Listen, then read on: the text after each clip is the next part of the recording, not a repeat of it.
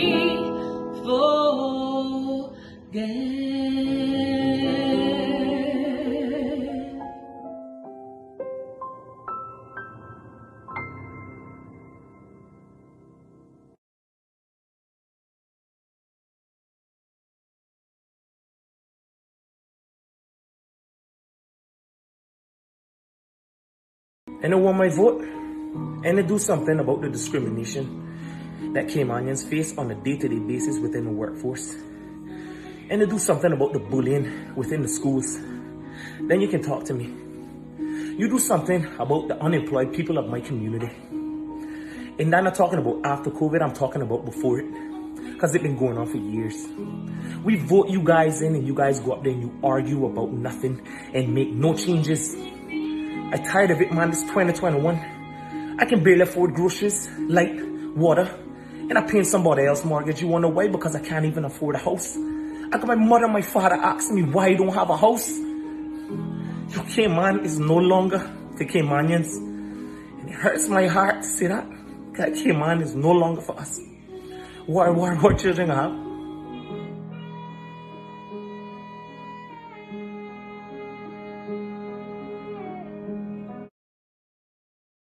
Has to be vaccinated, has to have a negative CPR test within 72 hours before they come.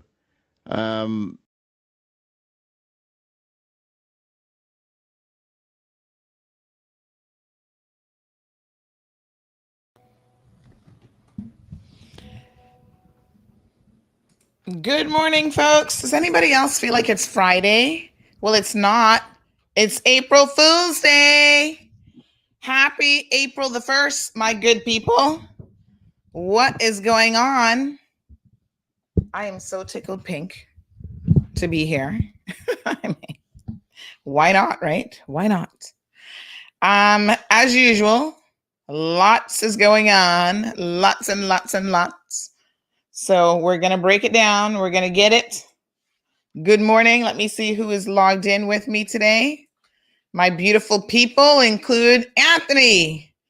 Anthony, the ever so handsome Mr. Anthony is here. Got it locked to CMR. Well, go on, Anthony. Well, go on. It's going to be a long holiday weekend. So Easter weekend is here. We get Thursday off. Oh, not Thursday, Friday. We get Friday off and we get Monday off. And that means you got a 4-day weekend. I know some of you will be going camping. And I'm going to be doing a video on all of the top 5 traditional Easter activities in the Cayman Islands. Of course, camping is like number 1, right? So if you see me out and about this weekend, participate, do the recordings with me so that we can put that up on our feed. Who else we got here? The beautiful Louisa is also joining us. Good morning, my lovely. How are you? Thank you so much for tuning in. I've had a lot of people say to me, boy, Sandy, we find your show. Before I was on Facebook, but I found my way to Facebook. I found my way to Facebook so that I can ensure that I am not missing a thing you have to say. Well, today's going to be another hot show, chow. 'Tis the season. 'Tis the season. That's all I can tell you. It's all kind of ridiculousness is going on. I'm glad it's Tom Fool's Day because we're going to be talking about some legislative fools this morning as well. They sure know how to pop off during election time. I wish they were that passionate the rest of the 4 years, 3.75 years for the rest of us. Someone messaged me this morning. They said they sent me a video. 5 things to control your blood pressure. Love your show. Thank you so much. The number 1 thing to control my blood pressure is we all need to elect better officials. How about that? How about that, folks? That would improve my blood pressure stats quite a bit, I dare say. Yes, child. If these politicians would stop stressing us all out. Oh, I think I need to adjust this camera. There we go. It's a little bit too zoomed in. What's going on this morning? I did a little exfoliation this morning when I was in the shower. You know, these products that have the exfoliant in them. And so I've been using it the last couple of days, and I must say, my skin is normally pretty good, though. I don't normally have any skin-related issues. I just do the basic, which means I wash my face. I make sure it's nice and clean. Sometimes, Miss Morna, I do exfoliate a little bit and moisturize because I have very dry skin. So I try to moisturize as much as I possibly can, folks. But you know what they say, black don't crack. So far it's looking pretty good. I think I might age somewhat well. But we all get the little crow's lines, and we all have to be cognizant of sun and the damage that sun gets, no matter what your skin, your melatonin is like, or whether it's your white, in between, black, brown, whatever you want to call yourself. The sun is never your friend. The sun does tremendous damage to all of us. And you can see I'm wearing a dress today, by the way. A lot of times I don't wear dresses. I wear like tops and bottoms, pants, shorts, whatever. But I'm wearing a dress today, and you can actually see a little bit of is it the shoulder? Not the shoulder. You can see a little bit of my tan line, believe it or not. So because I always wear like shirts that come a certain length, I do have different shades that happen. So whenever I wear a dress like this, people are like, oh my gosh, you got a little tan line. And it doesn't take much actually for me to get a tan line. I go out in the sun for like an hour and I'm already like, you can see whatever clothing I have on, you can see the clear mark, right? So wear your sunscreen. Even people of color should wear sunscreen. And do you know that if a person of color gets skin cancer, they're more likely to die from it? And yes, we get skin cancer. But if you get it, you're more likely to die from it. And I think one of the reasons for that is by the time the signs are obvious, because we are, darker complexion folks, it's already at an advanced stage and you're just more likely to die from it at that point. Remember, Bob Marley had his started off as skin cancer, and he didn't want to do anything about that because of his religion. And then it went further than that. Of course, he didn't want to amputate his toe to save his life. Miss Maureen, good morning, my dear. Louis, thank you so much for tuning in. Julie's here. Says, morning, all. Happy April the 1st. Yes, we're going to get into the tomfoolery here in a second. Good morning to the lovely Catherine. Just Sarah is always here for it with her KY, her little K-Man map. On our screen, certain emojis don't really show up. And I know that KY one is normally just the flag. Indira is likewise here for it. Thank you so much, Indira, for joining us. We've got Felicia and Miss Beulah, lots of regulars. Miss Irvlin, we have about 200 of you that I swear every morning now are just part of the regular CMR crew. As Louis would say, CMR massive.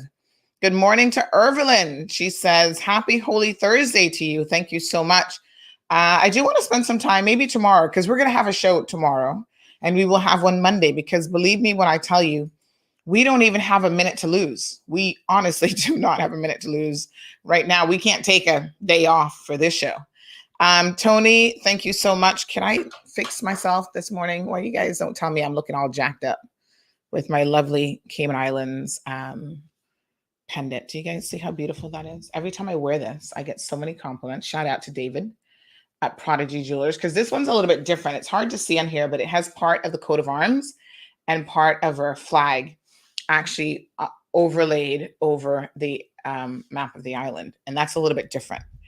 So he does a lot of very unique pieces. I haven't worn my map in a while. My flag, I think maybe I'll wear that soon. But Prodigy Jewelers, link them up. They've got tons of stuff. After the election, we're going to be doing some promos with them, because if you like unique pieces of jewelry, they really do a lot of interesting things. So Tony is joining us from Canada. Leanne, did I say good morning to Leanne? Tony is joining us from Canada. Thank you so much. Ooh, third wave of COVID-19 lockdown again. Wow. I don't hear too much about Canada and COVID, but yeah, child. Irvlin says, LA fools. Yes, parliamentary fools. So we are going to get it here. I see somebody sending me some long messages that I cannot read right now.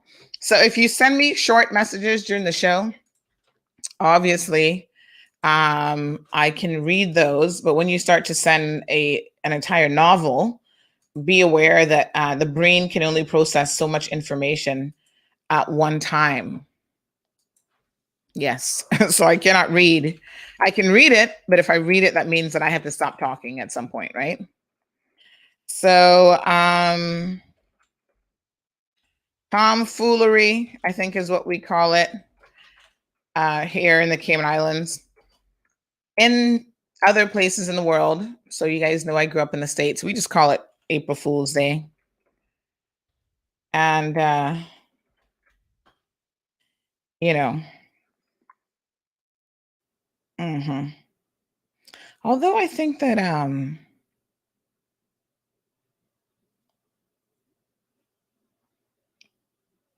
trying to look up. Yes, tomfoolery. I was going to look up the proper definition for it. Playful or foolish behavior. In the Middle Ages, tomfool, spelled totally different, by the way, was a name assigned to those perceived to be of little intelligence. Oh, they eventually evolved into the spelling of tomfool, which when capitalized also referred to professional clown or buffoon in a play or pageant. The name Tom seems to have been chosen for its common man quality, much like Joe Blow for an ordinary person or Johnny Reb for a soldier in the Confederate Army. But tomfoolery need not apply strictly to actions by men. Of course, women can be tomfoolery too. So very, very interesting definition of tomfoolery. And it's actually one word. I always thought it was two words. So there you go. You learn something new every single day. And I certainly hope that we contribute to your wealth of knowledge. So there's that. Let me just yeah, so if you're messaging me long diatribes, I can't read that right now. Good morning, Miss Joy. Good morning, Cara. Hello to the lovely Bonnie joining us from East End. Miss Sue is right here in Savannah. Good morning to Mark. How are you? And I must also say that our YouTube viewers are growing by the day. Sometimes we have like all 50 people on YouTube. So I'm able to see the YouTube numbers. Good morning to Larry. Politics and a bag. Oh, let me queue up. I'm going to pull in that song because we're definitely going to be needing that at some point today as well. Alric's song there will come in very, very handy as we progress through tomfoolery. We do have, I think Alric is going to be joining us today, as well as Mr. Ozzy Barden. So Ozzy will likewise be joining the program a bit later on. So let's get to it. Let me just send the invite link to both Ozzy and Alric. So, we try to make this show as seamless as possible in terms of what I do in the back end. Like I'm always pressing buttons and doing stuff. But for our guests that come on the program, we really do our best to make it very, very easy for them. And I must say that has contributed quite a bit to our ability to be able to have certain types of shows. So, for example, what we did on nomination day, which we will be doing something similar on... we'll be doing something similar on election day. And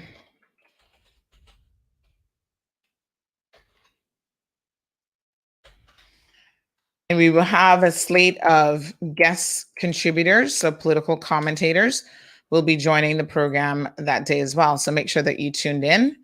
You're tuned in the entire day.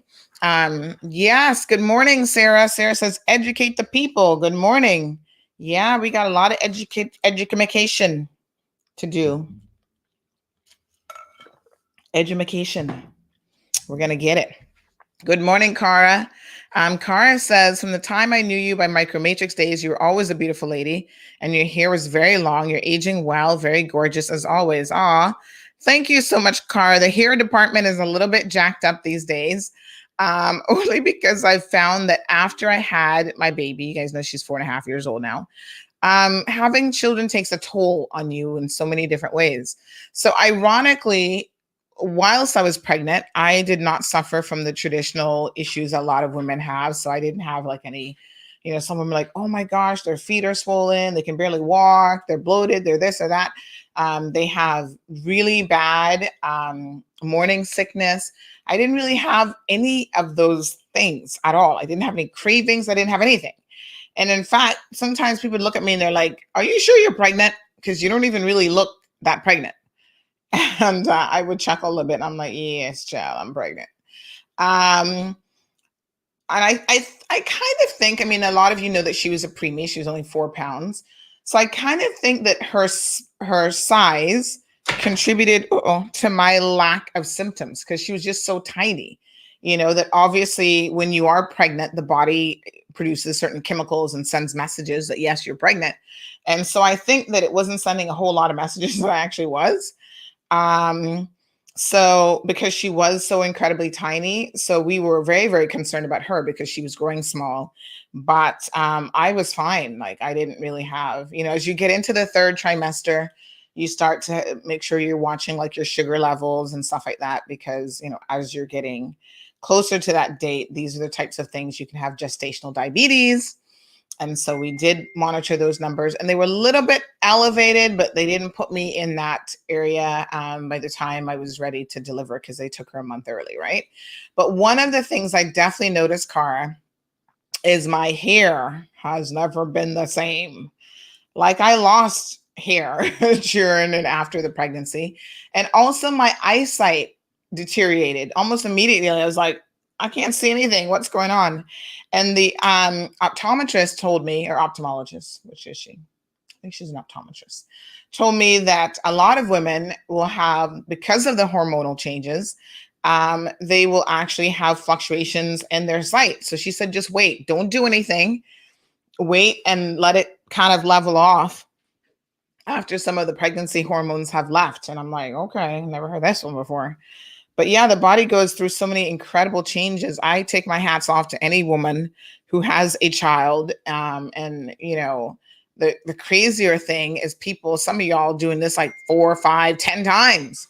And I'm just like, whoa, honey child, how do you do it? But as someone who generally speaking didn't have any issues, but of course, I now know that my daughter's, her prematureness was because my body was not really doing the best job, I think, of allowing her to be in the proper sac environment for her to really grow, right? So, I mean, there's some women who have, I forget what they call it now. There's a medical term for this, but basically your placenta isn't the best in the world, and it just doesn't support, you know, that's the sac that the baby's in.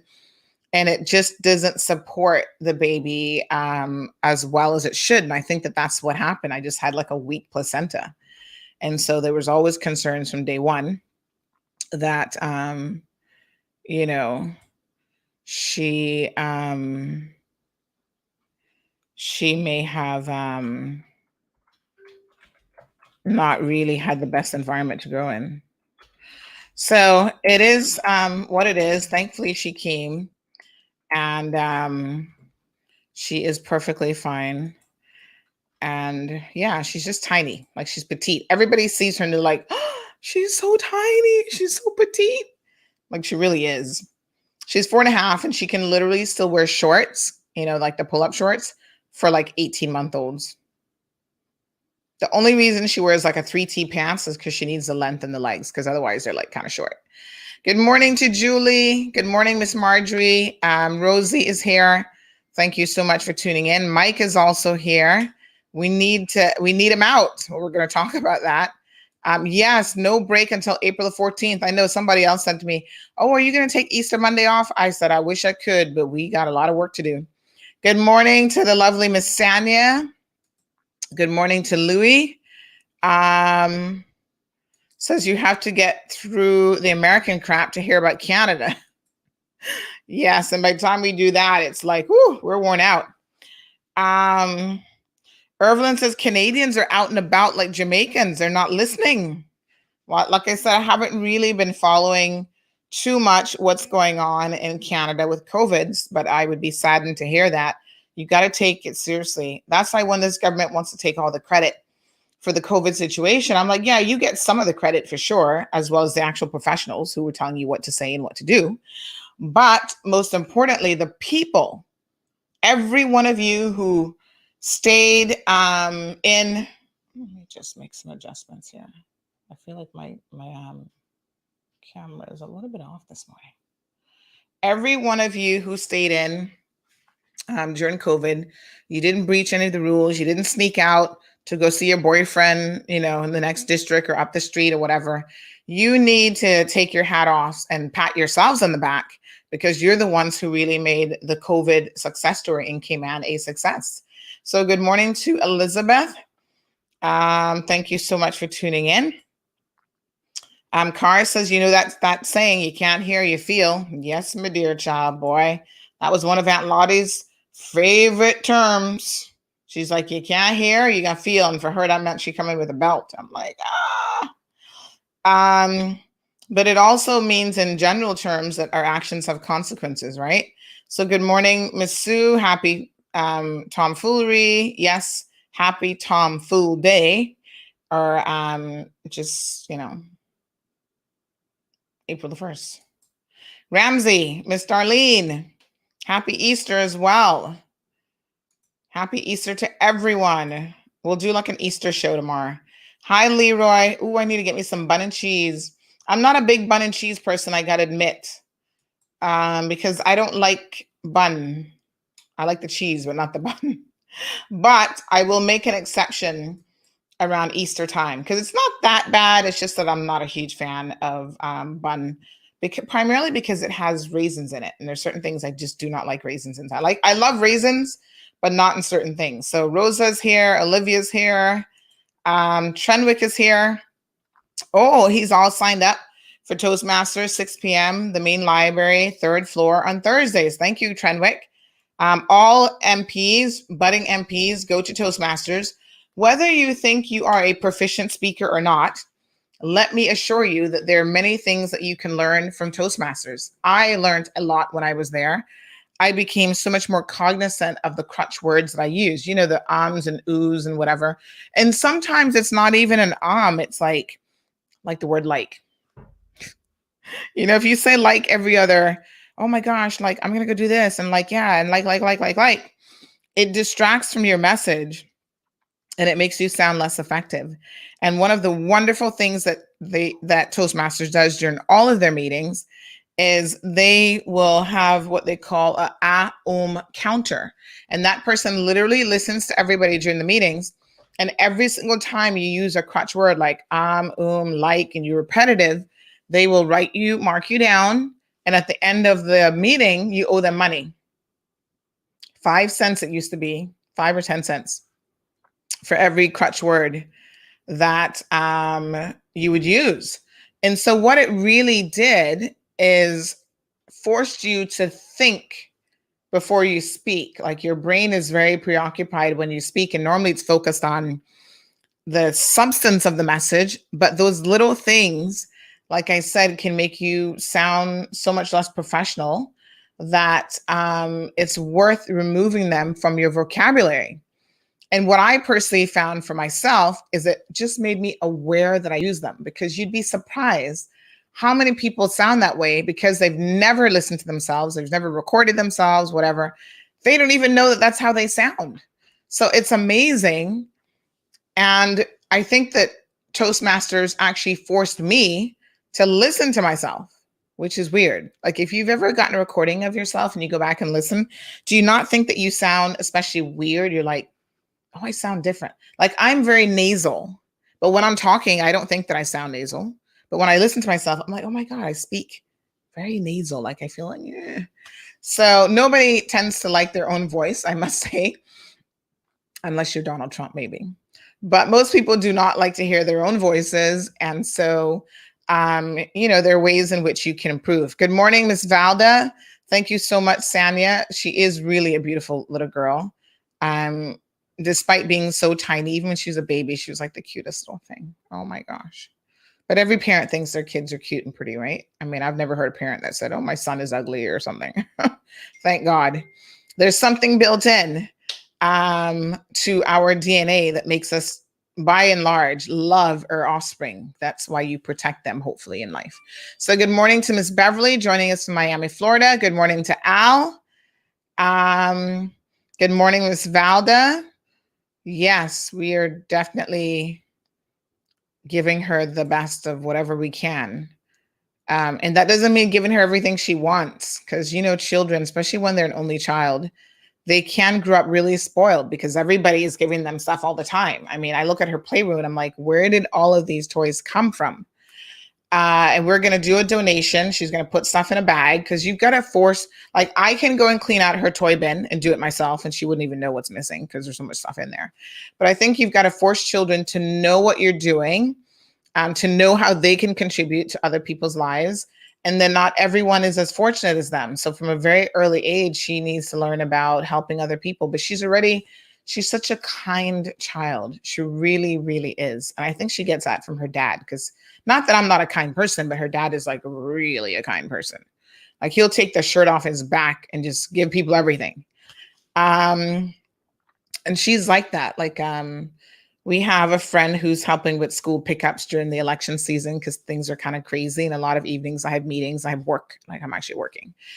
And she was saying that she saw this man. I don't know if he was homeless or what his situation was, but he was like lying on the ground or the grass or something. And I think she picked up that he probably was homeless. And she's like, oh, I wonder if he's hungry. Should we take him some food? How can we help him? So I can already see that she's a very thoughtful child, and she is very, I could tell within months that she is also very emotionally intelligent. She's very emotionally intuitive. Um, she's very connected to her emotions, and her feelings are she's a very sensitive child. So she is an empath is probably what we would say. So she picks up on how people are feeling and stuff like that. And I think that's why the loss of Coco has been tremendously so difficult for her, because she loved Coco. Like, I don't know if most 4-year-olds can love a dog the way she was. She was like, every day I miss Coco. I love Coco. And she was like, oh, it was my fault. Like, she felt somehow that she was to blame. And I really done my best to try to explain to her that no one could have stopped, unfortunately, what happened that night from happening, except the dog owners, I guess, if they were a bit more careful with their dog. But, at the end of the day, at some point, it was just too late. So good morning to Alric Rankin. Thank you for tuning in. Hi, Miss Carmen. Says keratin capsules will help with your hair. Good stuff there. Someone else, where was I the other day? There was somewhere I went. I can't remember. And this lady was telling me must boil, oh gosh, what was it? There's some seeds that you boil. Is it the anise? Something, but she's like, boil that and put that on your hair. I'm trying to remember where I saw her actually, because I need to try it, because she said it works wonders to just use it as a treatment. Yes, Anne at Lottie definitely did not play. She was a serious woman in all regards. Good morning to Jackie. Good morning, Christine. And Christine is in quarantine and on day 6. Wow, good for you. You're almost there. Are you doing the 10-day quarantine, Christine, or do you have to do all 14 days? Like a lot of bunch. What is Levi said? A lot of bunch of happened Easter time. I'm gonna take care of your boyfriend or girlfriend. Oh my goodness. Good morning to the beautiful Shirley. Happy Easter. Good morning, Benita. She can testify to the wonderful program that Toastmasters offers. And yes, I think it can help anyone. So am I reading messages twice, or are they coming in twice? I think this is a slightly different message, I think. But one said blessings to all and one says wish. Yes. Okay. You're most welcome, Christine. Hopefully it gives you something to do while you're in quarantine to tune in with us. Miss Darlene joining us from the UK. Rosa is here. Fenugreek seeds. It wasn't that one. It was something else that she told me must boil. But anyway, I'll probably remember it later on. Good morning to the lovely Blondie. She says, Sandra, you and your husband are so blessed. And so is your beautiful daughter. God bless you all as your blessing, especially to the children and those who are voiceless. Thank you so much for that. So Christine has to do her full 14 days. Oh my goodness. Allison, good morning. So let's start talking. Yes, I think that they're both incredibly innocent dogs and children, animals in general. But yes, supervision together is important. So the last couple days, by the way, I did not get to watch the debates last night because I was at the Boys to Men program. I think some of you saw that we were live streaming that. Big shout out to Mr. Murray, to Seaford Russell, and Mr. Miller from the Drug Council and others who do a fantastic job with this program, the John Gray Principle, whose name I can't remember right now, but there are many who work together to make sure that our young boys who are considered at-risk youth have an opportunity to go through this program. And one day we're going to invite Mr. Murray on the program, Mr. Christopher Murray, to tell us all about the program and all the wonderful things that they do and the support that they get from people like Dr. Tomlinson and many others. And I think it's wonderful because it gives them a little bit more exposure, a glimmer of hope. And so they always end the program every year with a tribute to their mothers. So they always do a fine dining experience with mom. And they had it at the Ritz. And I think the Ritz, is very, very gracious to allow them to use their facility. And they have different sponsors and stuff, which I'm sure Mr. Murray can tell us all about when he comes on the program. But it's a wonderful program. And this is the second year that I've been invited, and I go to the finale dinner, and I'm delighted to be there. It brings me to tears every single year. These boys, they might want to pretend like they're tough, and some of them are fighting in school and maybe misbehaving a little bit, but at their core, they're really good boys, and we have to do everything in our power to try to save our young people. Trust me. And so when they get up, some of them are so emotional with their messages, and they start crying, and the moms start crying, and I start crying. We're all crying. And they start talking about, how much they love their mamas. They love their mommy, whatever you want to call her, mom, mommy, mama, whatever. They really love. And for some of them, it's a grandmother. For some of them, it's an older sister. Some of them have lost their moms, or their moms are not.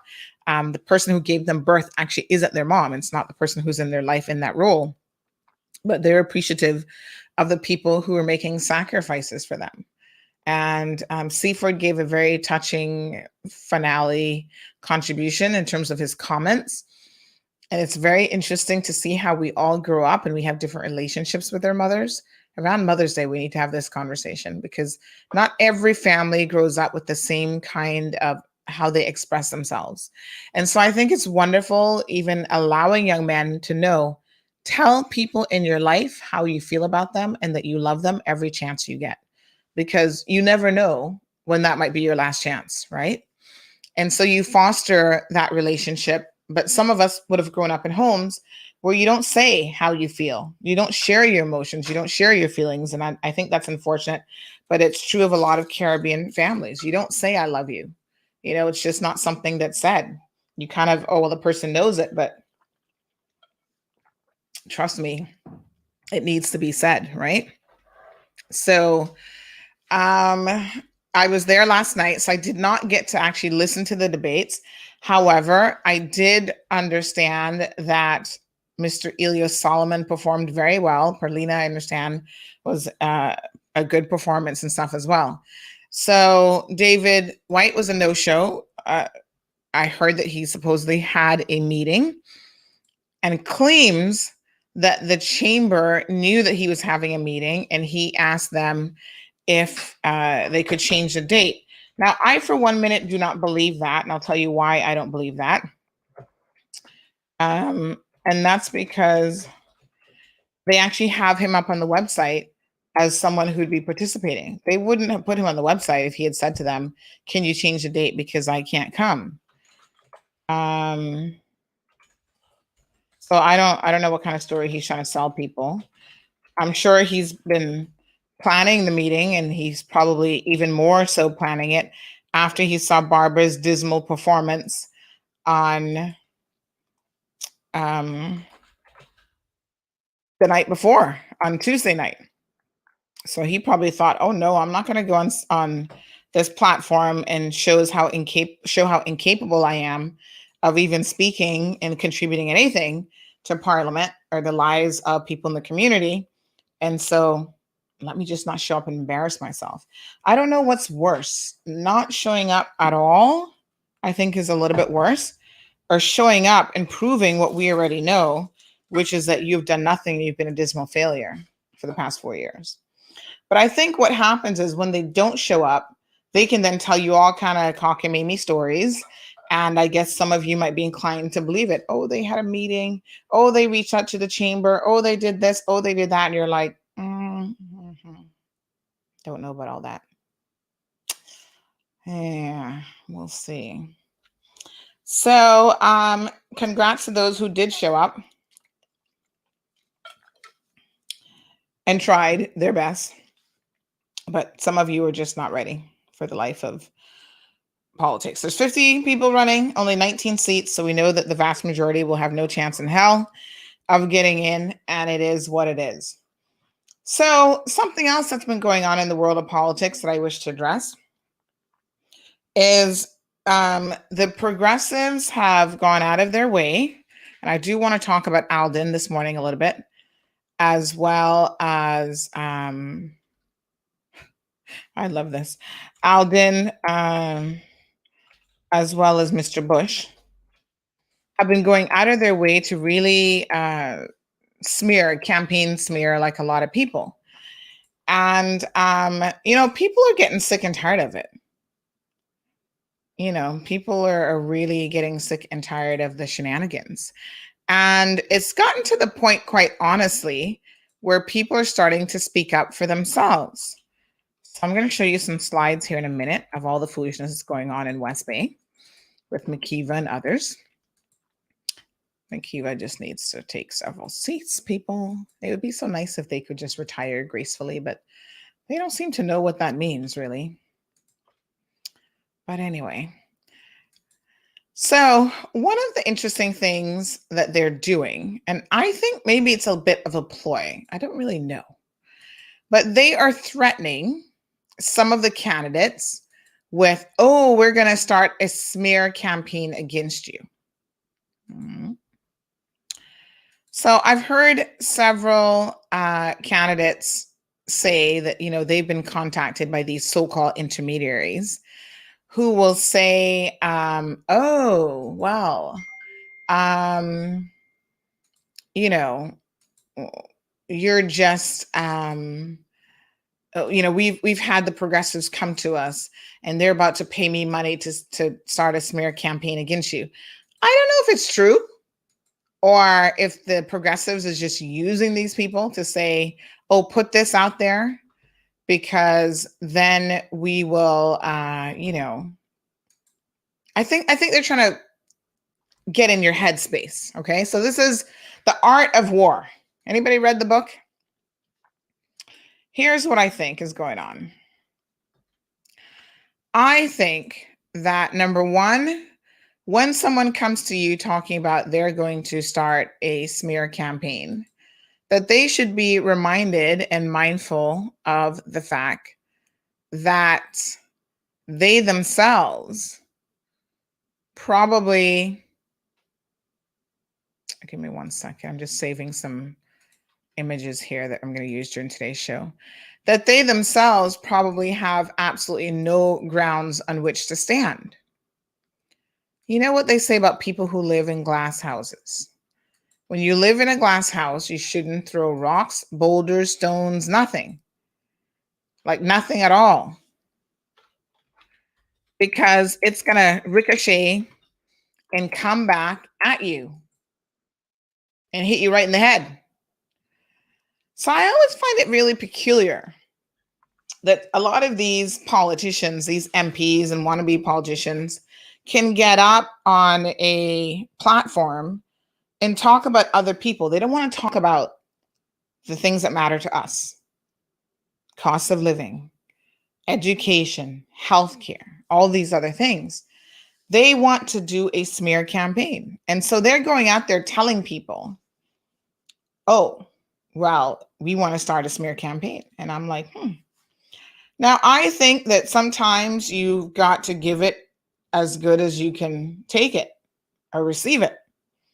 But the irony of it is most of them can't, because they have a bag and a closet full of, they have so many skeletons in their closet that the skeletons actually overflow. They're falling out of the closet. We all know the business, whether we want to know it or not. We don't have to dig very deep, unfortunately, to know all the shenanigans that are going on with a lot of these people. So sadly, when they go around telling, other candidates that they're going to start a smear campaign against them, I think part of it is they're calling other people's bluffs. In other words, they want to see how you're going to respond. Here's my advice to candidates. Do not respond to it at all. And so they're using their little pit dogs, and I know who some of them are because it's so obvious. Every time they jump on their live stream with their 5 little people listening or viewing, they're going after and they're attacking certain candidates. What made you an expert, number one, on candidates? Just because you think you live in the area, you know everything politically and you understand everything. And the other thing that I think is quite interesting is that they will, even when a person has done good, right? They will seek to attack the good that people have had. Oh, well, I don't trust this person. I don't trust that they've done this. And I'm going to talk about some of the specifics here in a second to give you an example of how absolutely ridiculous and ludicrous some of those comments are. They really are ridiculous. But stay the course, candidates, independents, because the reason why they would be inclined to start a smear campaign against you is because they are worried. Let us be quite frank and honest. They are worried that you might actually unseat them. Who's worried? Well, let us go down the list just in case you've missed that memo. Up first, we have the premier, Alden McLaughlin. He is worried.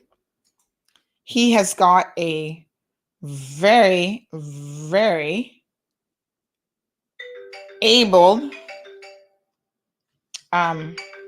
this is a security company. Hold on one second. They must be calling me for a reason. Give me 1 second here. Let me cue up a commercial.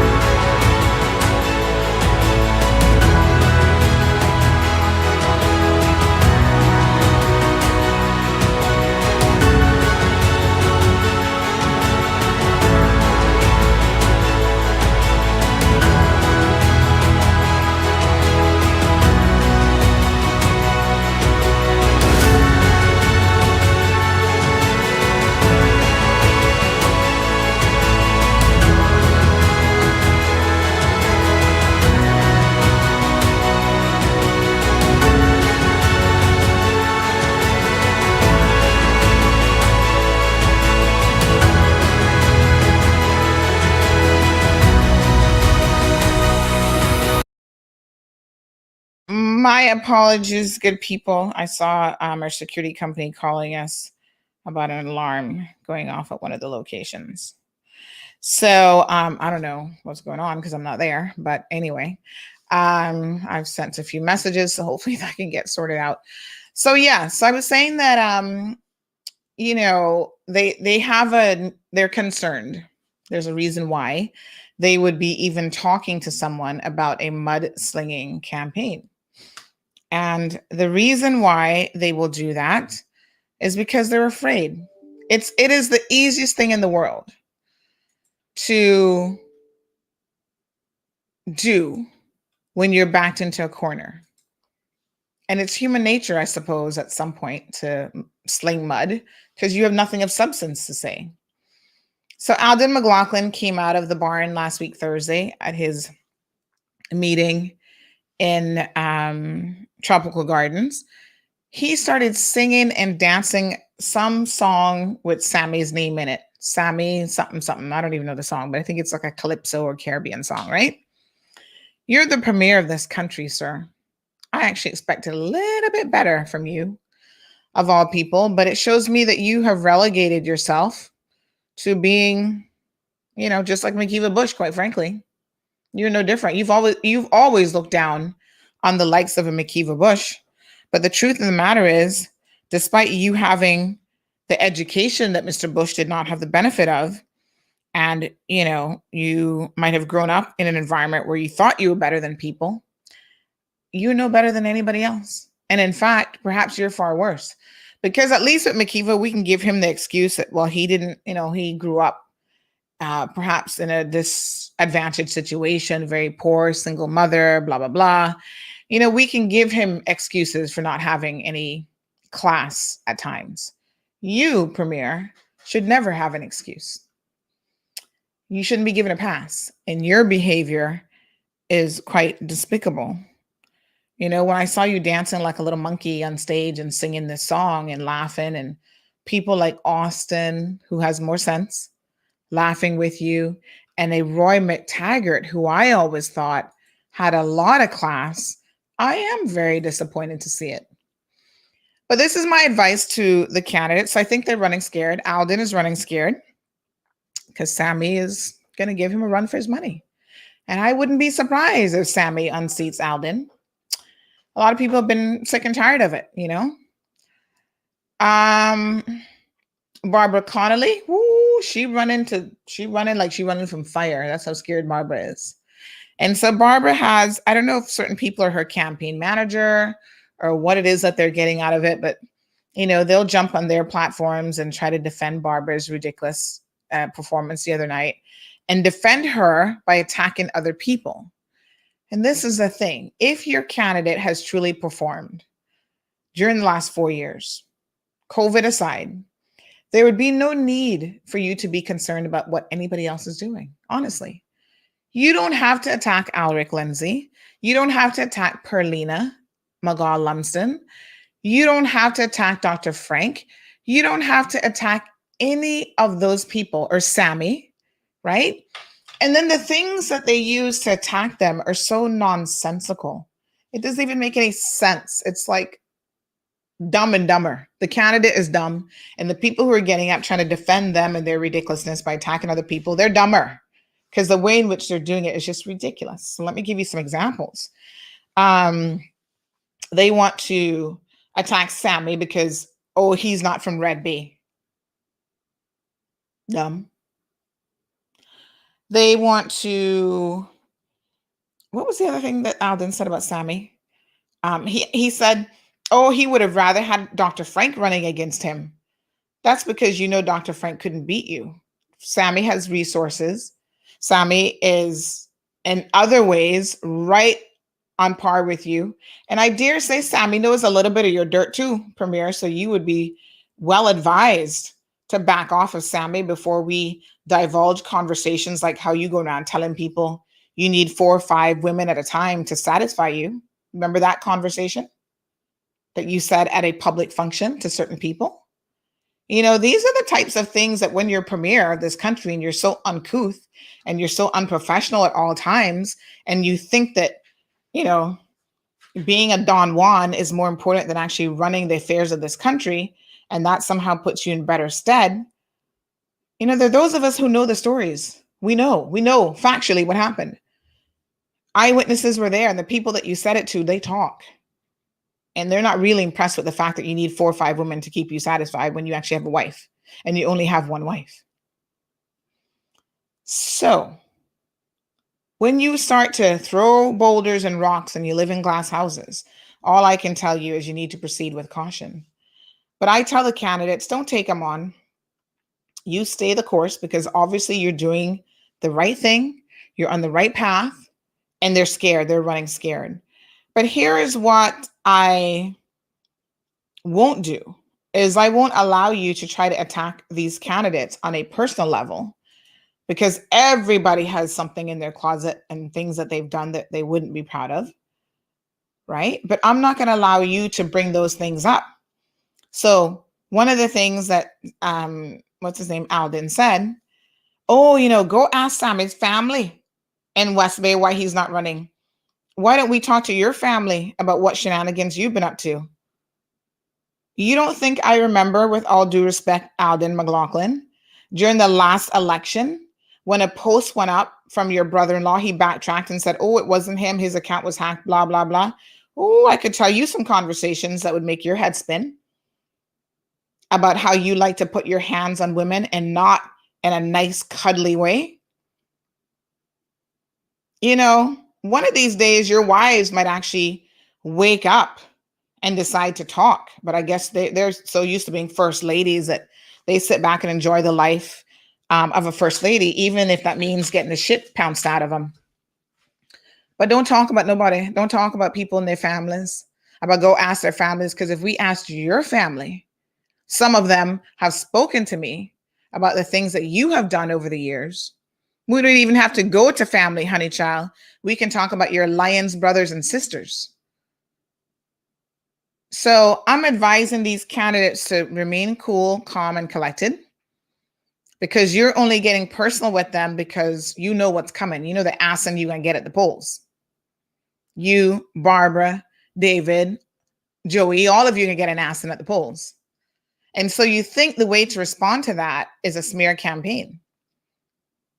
And if you start smearing people, we got all your dirt ready too. Trust me. I got my list right here. So I'm going to post it. That got to be security center calling me again. Oh my God. All I can tell you is I don't know what's going on. 1 second, folks.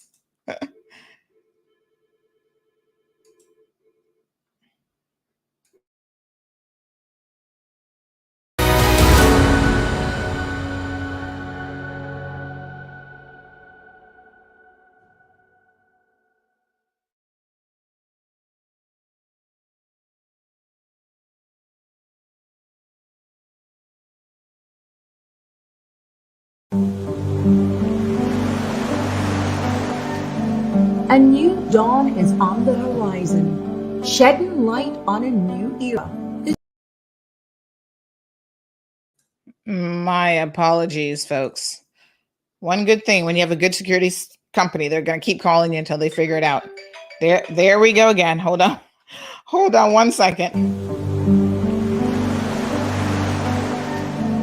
A new dawn is on the horizon, shedding light on a new era as we reimagine the way forward. Hi, I'm Sabrina Turner, and I want to be your voice, your hope, your choice for Prospect.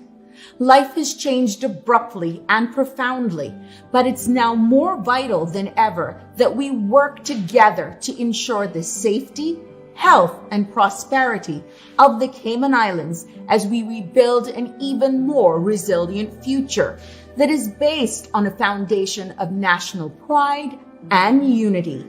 It's time to rethink our direction. It's time to look at the way we do things. It's time your voice is heard. It's time your hope for our country's future becomes a reality. Yes, it's time for the cold hard truth, folks. So my apologies. I'm trying to get a hold of the people who are actually there so we can clear this alarm. But anyway, at the end of the day, you know, they're out there wanting to mudsling people. And if it's not the truth, first of all, or even if it's half true, like I don't know anything about Sammy and the dynamics of his family. But, you know, if one family member has had a dispute with Sammy, all of a sudden it's like, ooh, there's an issue in the whole family. You point to me one Caymanian family that ain't got some crackheads, and I don't mean crackheads in the sense that they're smoking crack. I mean, relationship-wise, there's always something popping off, right? And there are crazy people in every family, and there are people who don't get along in every family. You'd be surprised at the people that are having family issues. And I don't tend to get into those things because normally they're ridiculous and they're fighting over the most stupid things, money and land and stuff that they can't take with them when they drop down dead. In my own family, we've had our own set of family drama. And quite honestly, you know, I've been very frank and honest with you guys here on this program. I have a sister that I don't speak to right now because I don't have the time for the foolishness, to be quite honest, right? And every time I try to engage her in terms of a relationship, it's always some foolishness that is brought to the forefront. So the only conclusion that I've been able to come to is there's some people, regardless of whether they're family, because you don't get to pick your family, you love them from afar. You keep them on the outskirts. I don't let them in my house. They don't hang out with me. You know, we're not going to go and sit down and break bread together because the people that I spend my valuable time with, that's bringing energy into my life. And if it's constantly negative energy, I don't have any time for that. And so I keep those people in the fringes. If I see them, I'll say, hi, how you doing? No problem. You know, how are the kids? Whatever. And I just keep it moving. And it is what it is. No hard feelings. So if you were to walk up to some people and say, hey, Sandra, don't talk to her family either. Yep, I don't talk to some of them. Good. Thank you, Jesus, that I have that choice. That's my free will, and I'll certainly exercise it. But, you know, when they throw out things like, oh, yeah, go ask his family. What is that supposed to mean? Like I said, I want to ask your family a few choices, but some of your family members, Premier, have already told me things that I'm just like, wow, this dude is a piece of work. Barbara, let's talk about her for a little bit. And, you know, I don't want to have to go down this road with people. But what I'm telling the progressives, if you're paying attention, and some of you are their fans, go give them this message. Tell them shots fired from CMR. that if they want to go down this road of mudslinging, we can sling. We got the catapult of mud ready for them, you know, because we can talk about within the progressives, which of the women is called the doorknob of the progressives, because how many of the men now run through her up in there and had their turn when she was married to.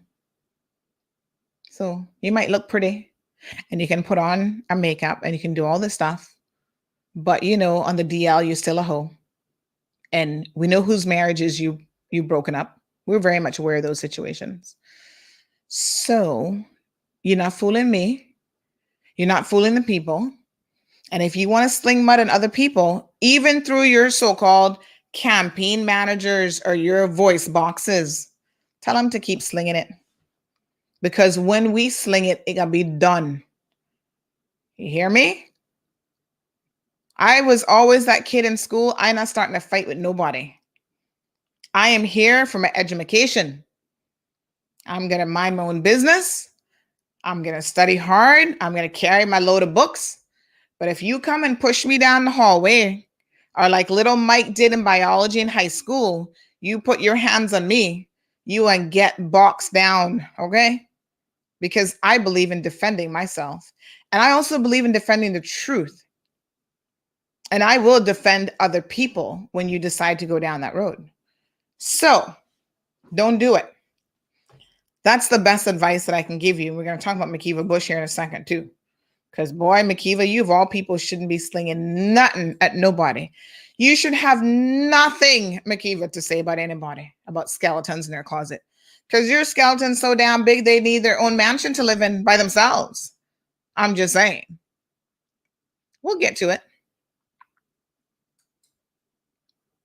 Since they want to go down that route, threatening people about, oh, we're going to start a mudslinging campaign. Start it. If you're bright, as Aunt Lotta would say, try me today.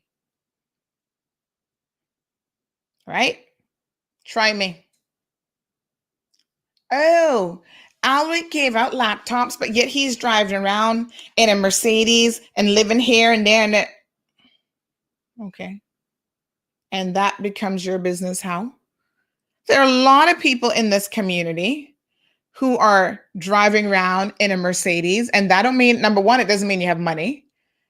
And if you had any sense, you would even say something so stupid, because guess what? You can get anything in the world you want as long as you qualify for the loan and you can pay the loan when it comes due. You can live in the biggest house in the world. You just make sure CNB got their money, mortgage time. They're not business, but nothing else. You pay it and you can stay in it. That's how that works. But what is that supposed to mean? Because someone has achieved something that you consider a status item. Okay, so he drives a Mercedes. It's not even a brand new Mercedes. It's not like it's like the top of the line Mercedes. It's not the $150,000 Mercedes. It might be the $60,000 or $80,000 one. But he probably qualified for the loan just like everybody else. And your problem is people work hard in life. If they want to build a McMansion, that is their business. If they want to go get a Mercedes, that is their business. They can drive anything they want as long as you pay the damn bills. And just because you do those things does not mean that you're not capable of giving back and you're not capable of helping other people. Now, just like everybody else, I like nice things. I don't overindulge, but I do like nice things. There are certain things I will spend money on. And there's certain things I won't spend money on, but that's my choice. I work hard for my money. So when I get my few little coins, the first thing I do is make sure the bills are paid. After the bills are paid, I can spend money on anything I want. That's none of your business, actually, unless you're trying to pay my bills. So if Alric, Johan, Sammy, who else is running? Sabrina, if they want to drive the best cars in the world, how is that any of your business? If they want to walk around with a Chanel handbag every day, a different handbag every day, that is none of your business. As long as they are working for their money legally, not begging nobody, they're not driving a Benz and then going to NAU to say NAU must pay for it. So that's none of your business.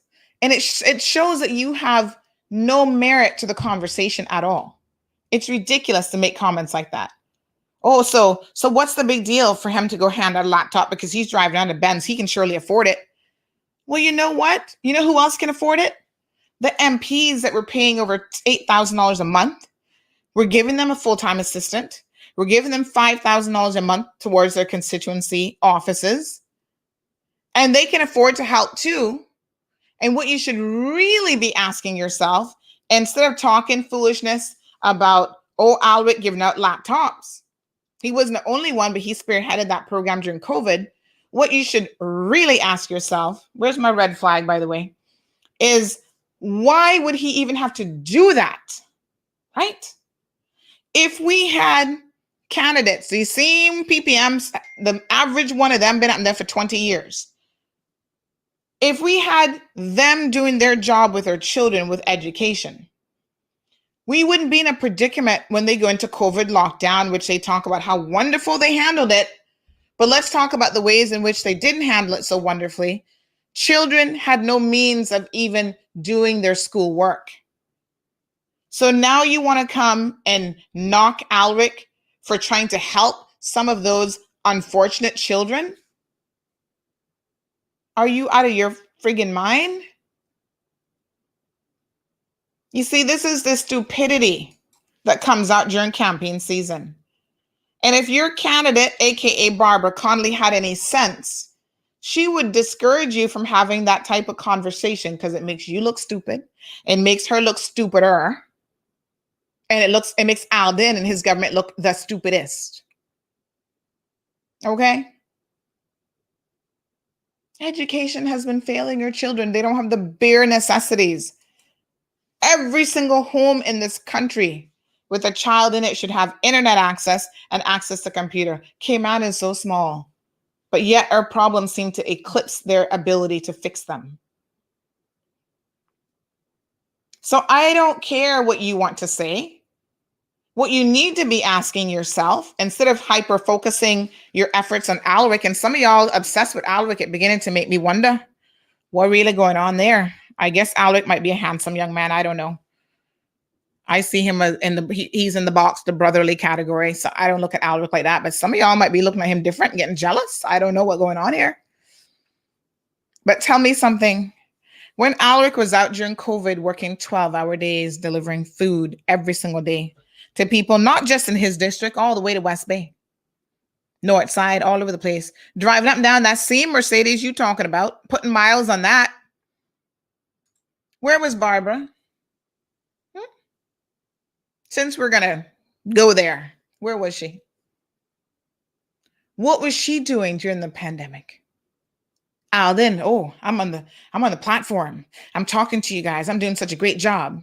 My little sidekick here, joke, not saying much or anything, reading Bible scripture and telling donkey jokes and attacking poor Wendy Ledger. But look at me, folks. It's all me. Yes, I'm the shining knight in armor, saving you people from COVID. I'm following the script from the UK. The governor's telling me what to do. Okay, I better do it. The people telling me they want their pension money, but I'll take credit for that. Where was Barbara? What meals was she out delivering? Who was she helping during COVID? That's what I want to know. Seriously. Barbara wasn't doing jack shit. Now, I don't know what kind of car Barbara drives, but I'm sure Barbara lives quite A-okay. Now, am I going to get in here and talk about all the nice jewelry that I see Barbara wearing and how much that must cost? Some of y'all walk around with necklaces that could be a down payment on a car. You see how ridiculous we can go and how low we can go if you people really want to go there? That's none of your business. If she earned it legit, I don't care. But if you want to attack her opponent on those criteria, then let's make it an even playing field, and we will do so. The candidates are not going to respond to you and your stupidity. It shows a sense of desperation when you need to start having conversations at this level? Why don't you talk about the dismal failures that we're in as a country? You know, Barbara gets up there, oh, we need to fix these things. Why are they not fixed when your government has been in power for how many terms now? Social issues might take a while, but they're not even on the right path. They haven't figured it out. So why should we, the people, try to turn around and put you back in? Explain it to me, folks. As we say, make it make sense, because it ain't making no sense.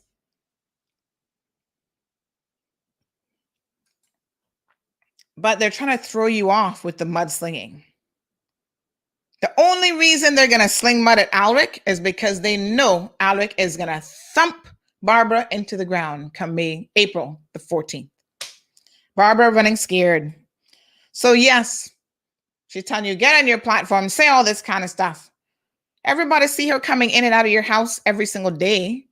So we know you're running. I don't know what the official relationship is, but we know you're running some kind of thing with her, some kind of campaign management situation. Maybe she's paying you. I don't know how this really works. I don't live up in candidates' houses. I might go there for an interview or for a very specific reason, but I'm not BFS with any of these people. I'm trying to find the most qualified people here. And those of you who are not qualified, when you expect us to vote for you because of like these frivolous comparisons, like I said, especially when they don't have any truth, you got to be very, very careful.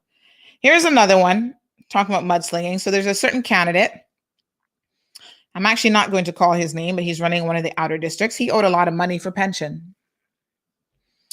And so I became aware of some videos that were being done, people saying, oh, he stole my pension money and I want him to pay and this and that. And the mudslinging was going to begin on him because, again, they saw him as a threat. And this is what people do. When they see you as a threat and they cannot address the issues, they come at you with the mudslinging and the personal stuff. Now, mind you, let me say this. Non-payment of pension money is theft, in my opinion. And it is a very serious situation. And there should be no candidate running for political office who is currently in arrears. Hear me good. Because that I would have an issue with. And that should be a campaign issue. Because if you cannot run your business, how do you expect to run the business of the people? However, when I heard this news, I said, all right, if it is true, then we got a problem. Houston, we got a problem. If it isn't true, then you shouldn't be using it to mudsling. So I took it upon myself to go on a fact-finding mission. And trust me, it was true at some point in the past, but the person has paid the pension liability. Now, I'm not taking nobody's word for something like that. When you come to me, you better come with your receipts. And let me assure you, I have seen the bank drafts. I have seen the emails to the pension office. I have seen the deposit slips into the chamber pension fund. All 3 checks, and it was a large amount. Let me put it that way. The person explained why they had gotten into arrears, and they took steps to prove that to me in terms of, in a way, it wasn't exactly their fault. But listen, when you're in businesses, you got to handle your business and handle your liabilities. But everything was paid up since last year. So I called the person who was going to be the bulldog putting out the videos. And I said, pump the brakes, not so fast. I can tell you without fear of contradiction that this information is not accurate at this point in time. So whoever this is, this former worker claiming that they're still owed money, tell them to go back and speak to the Chamber Pension Fund and get the facts straight. And sure enough, they were confused about access to their money and they want to do withdrawal, but that period has already gone and blah, blah, blah. But again, When you start slinging mud, you know what people seem to say? Well, hold on a second now. You're going to sling mud at this person about non-payment of pension funds, but you've just hired someone to work in your office who is in the exact same boat, file over at DPP for non-payment of pension. And this person also has a record of not paying salaries to their employees, not just pension. They owe salary money. So they had people work for them and didn't pay their salary. You, the MP, trying to sling mud at your competitor, but yet you hire someone knowing full well that that's their record to work in your office. Be careful when you sling mud. You know the old saying, when you dig a grave, you better dig two, and you better make it damn deep. None of you are without your skeletons. Focus on the issues that the people care about. When you start the mudslinging, I know a lot, and people tell me a lot. So poor Alden last night, he had to go have a drink. He was so stressed out. He went to the office to have a drink because after appearing at Inclusion Cayman, and apparently they handed him his behind for his government's lack of inclusion for the special needs community. They haven't looked at them and looked at those issues. Nothing, really. During their entire tenure, there's certain people that they have completely forgotten about. Because what? A special needs person doesn't get a vote? But guess what? They have family members who vote. And they know how they're being treated. And we should be ashamed of ourselves to think that we can live in such a supposedly affluent community with all of these rights and this and that and braggalicious. We love to brag. But yet, look at how many people go without. Look at how our special needs community can't even get the care that they need. Look at people who have mental health issues, can't even get insurance coverage that guarantees you visits to mental health professional when you need to go. Right? This is the ridiculousness that I'm talking about. So anyway, he went to the meeting last night.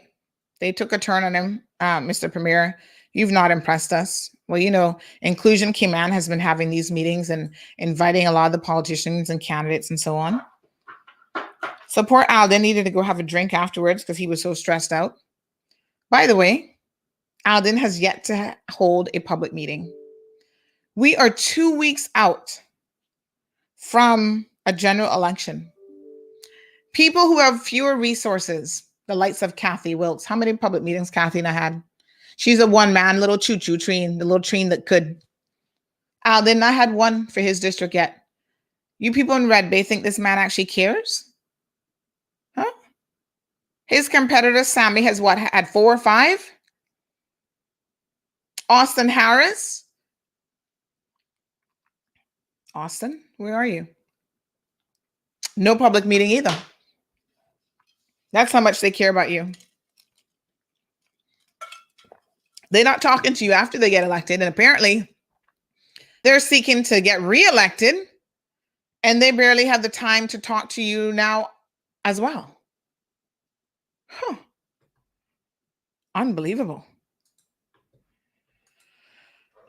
Ay, ay, ay.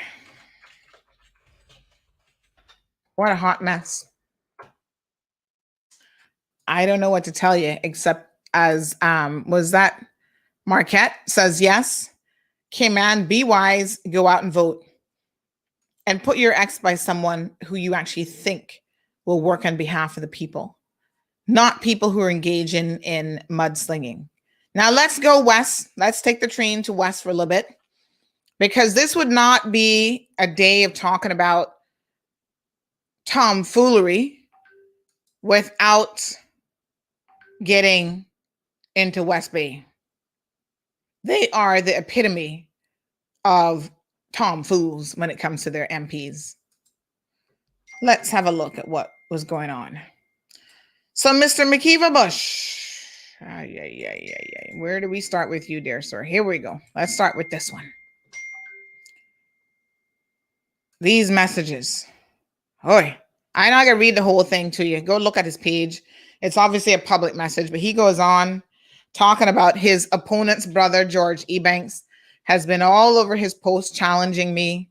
His most recent is a claim about my record that I've done nothing for West Bay in 36 years. And he goes on and on and on and on and on. Okay, great, McKeeva. We would hope you've done something in 36 years. I don't think that that's really the point that Took is trying to make. I think what he's trying to say is you should have done a whole lot more after 36 years. So he goes on about scholarships and this, that, and the next thing. And yet West Bay is one of the most dismal districts in his particular area in terms of pockets of poverty. But then the comments to what Mr. Bush said is what was more interesting than what he had to say. Here is Mickey. Says, you want praise for using the taxpayers' money to do for the taxpayers? That was a collision. How much of the money put into those projects came from you? None. So you want praise for doing the minimum for your community while maximizing the embarrassing behavior? Wow. Man, hang up your drawers and go fishing. The country needs strong leaders with a moral compass. We need men and women who will not pimp out the country to every deep pocket that lands on our shores. How many years have you been representing your country and the people who elected you, and your big boast of community projects can fill a few poorly written paragraphs on Facebook? Yes, sir. Really? You want praise for doing what you were elected to do? Man, go play with yourself and stop playing with the lives of our people. Aye. Leanne comes in and said, grab some poor server's ass in Florida and actually got arrested for it. That's not where it ends, folks. Keeps coming. Hold on a second here now. Leanne also commented, use government credit cards for your gambling problems.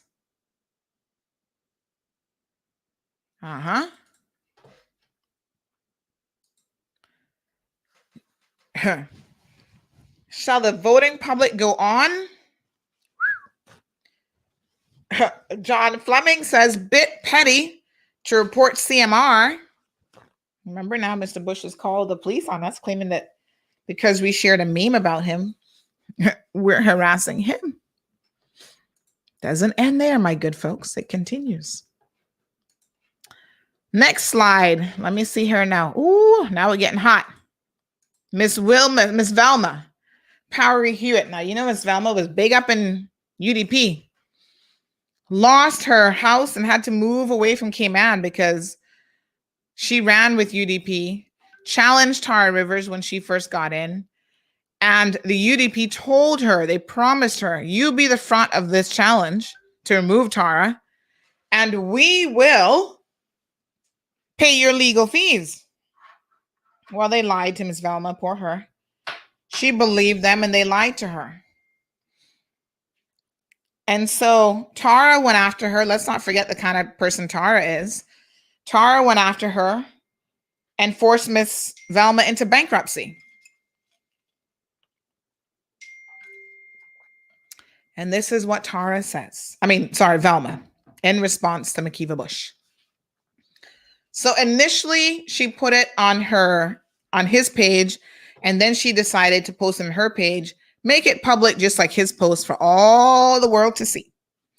She says, quite honestly, McKeeva, I had no intentions of responding to any of your diatribes in this campaign, but today I will. Here we go. There are hundreds of us who continue to support you through all of your political life. I guess it's probably more than a couple hundred, but anyway. Even when you did wrong, we prayed that episode we were confronted with again was the last one. But alas, you took our advice and our support to mean that we expected you to continue letting us down. Lord Jehovah. Here we go. Happily now. Oh, sorry. Did I skip a paragraph? Oh, no, I skipped a paragraph. Hold on. Sadly, it seems we expected too much and we had set the bar too high for you. Yes, you, Makiva, continued to erode every bit of decency, professional decorum, civility we expect from our leaders. You, no one else but you did that. Happily now, but sadly for you, the scales that once covered our collective eyes have dropped off, and we can clearly see it's time. Wow. Let me remind you that not one other person but you destroyed the support you once enjoyed, and all the other politicians envied. Wow. Shots fired all the way from, I don't even know where Miss Valma is, but she's somewhere in the States. But she shot the cannon from wherever in the United States of America and hit him right in West Bay.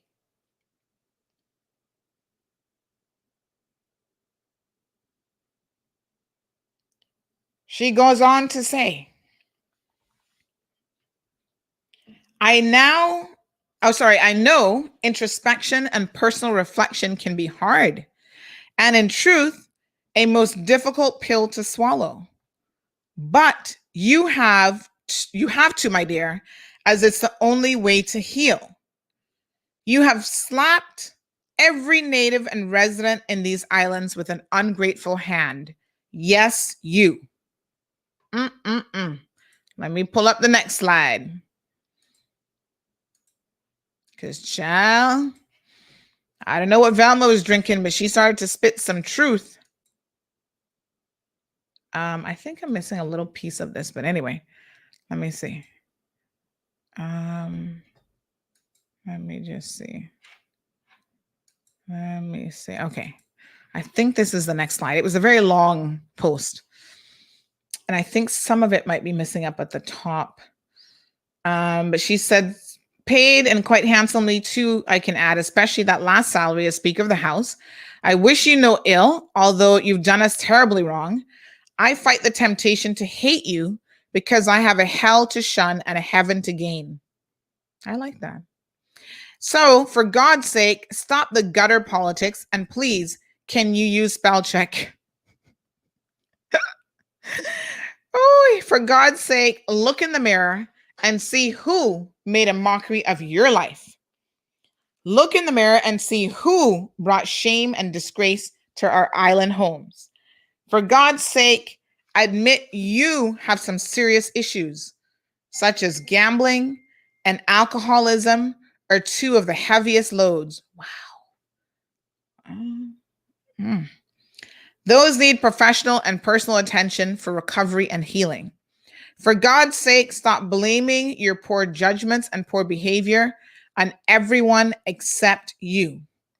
It's time to look in the mirror, Makiva. And yes, it's time. It's time to bid you farewell. It's time to say, enjoy your retirement. Yes, it's that time. Praise God Almighty. Wow. I felt like the slaves have been freed.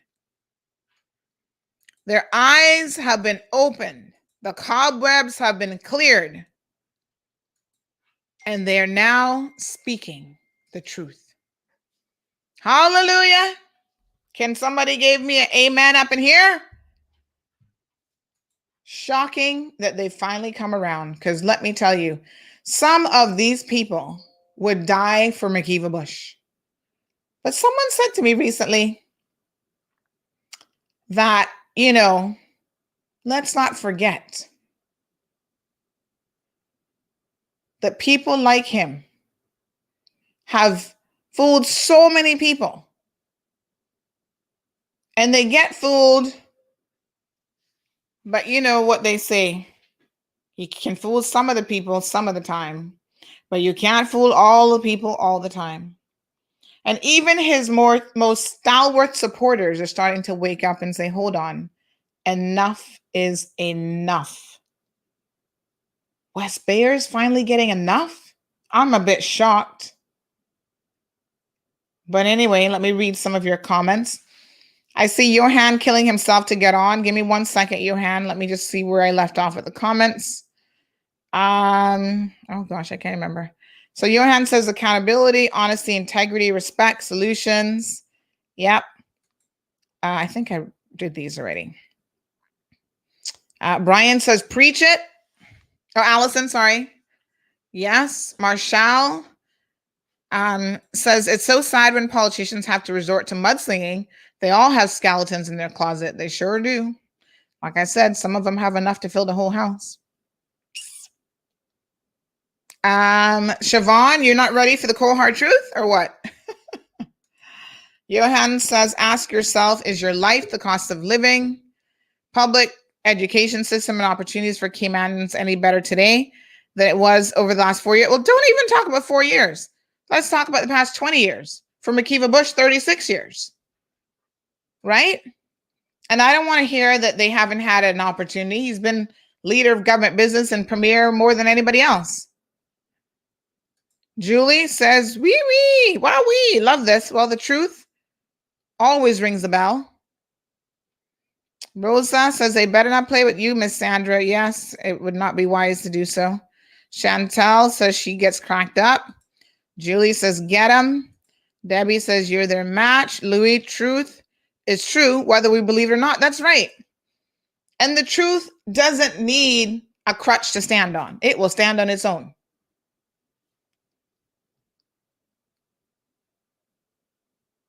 Sharon says he's working for the things and he's not even a representative yet, referring to people like Albert. Yeah. I mean, they need to look at the representatives that are in there now, all the kickbacks that they're getting. Talk about some of that. Oh, you don't know those, do you? Okay. Glass houses, Gabby. Trust me. They all live in there. Miss Charlene is here for it. Thank you, Miss Charlene. Good morning. Yes, Kathy had a fabulous meeting last night. Congratulations to Kathy. I think the people of West Bay Central are ready for a change, and Kathy going right in. Thank you, Johan. Miss Alice was late. No worries. Bonnie says, go Alric. The people have the power. You better believe it. We definitely have the power. Miss Charlene, thanks again for that comment. Hey, Philip, you joined us late. Today's April Fool's Day, Philip, and we're talking about all the political tomfoolery that's going on during this political season. 2 weeks out now from a general election. And they're getting so desperate that they're trying to mudsling at people. And I'm telling them, don't do it, because CMR is here to keep the playing field even. You want to mudsling? You want to wallow in the mud? We're going to make it all muddy.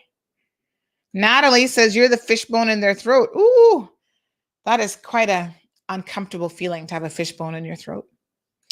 Jonathan, good morning.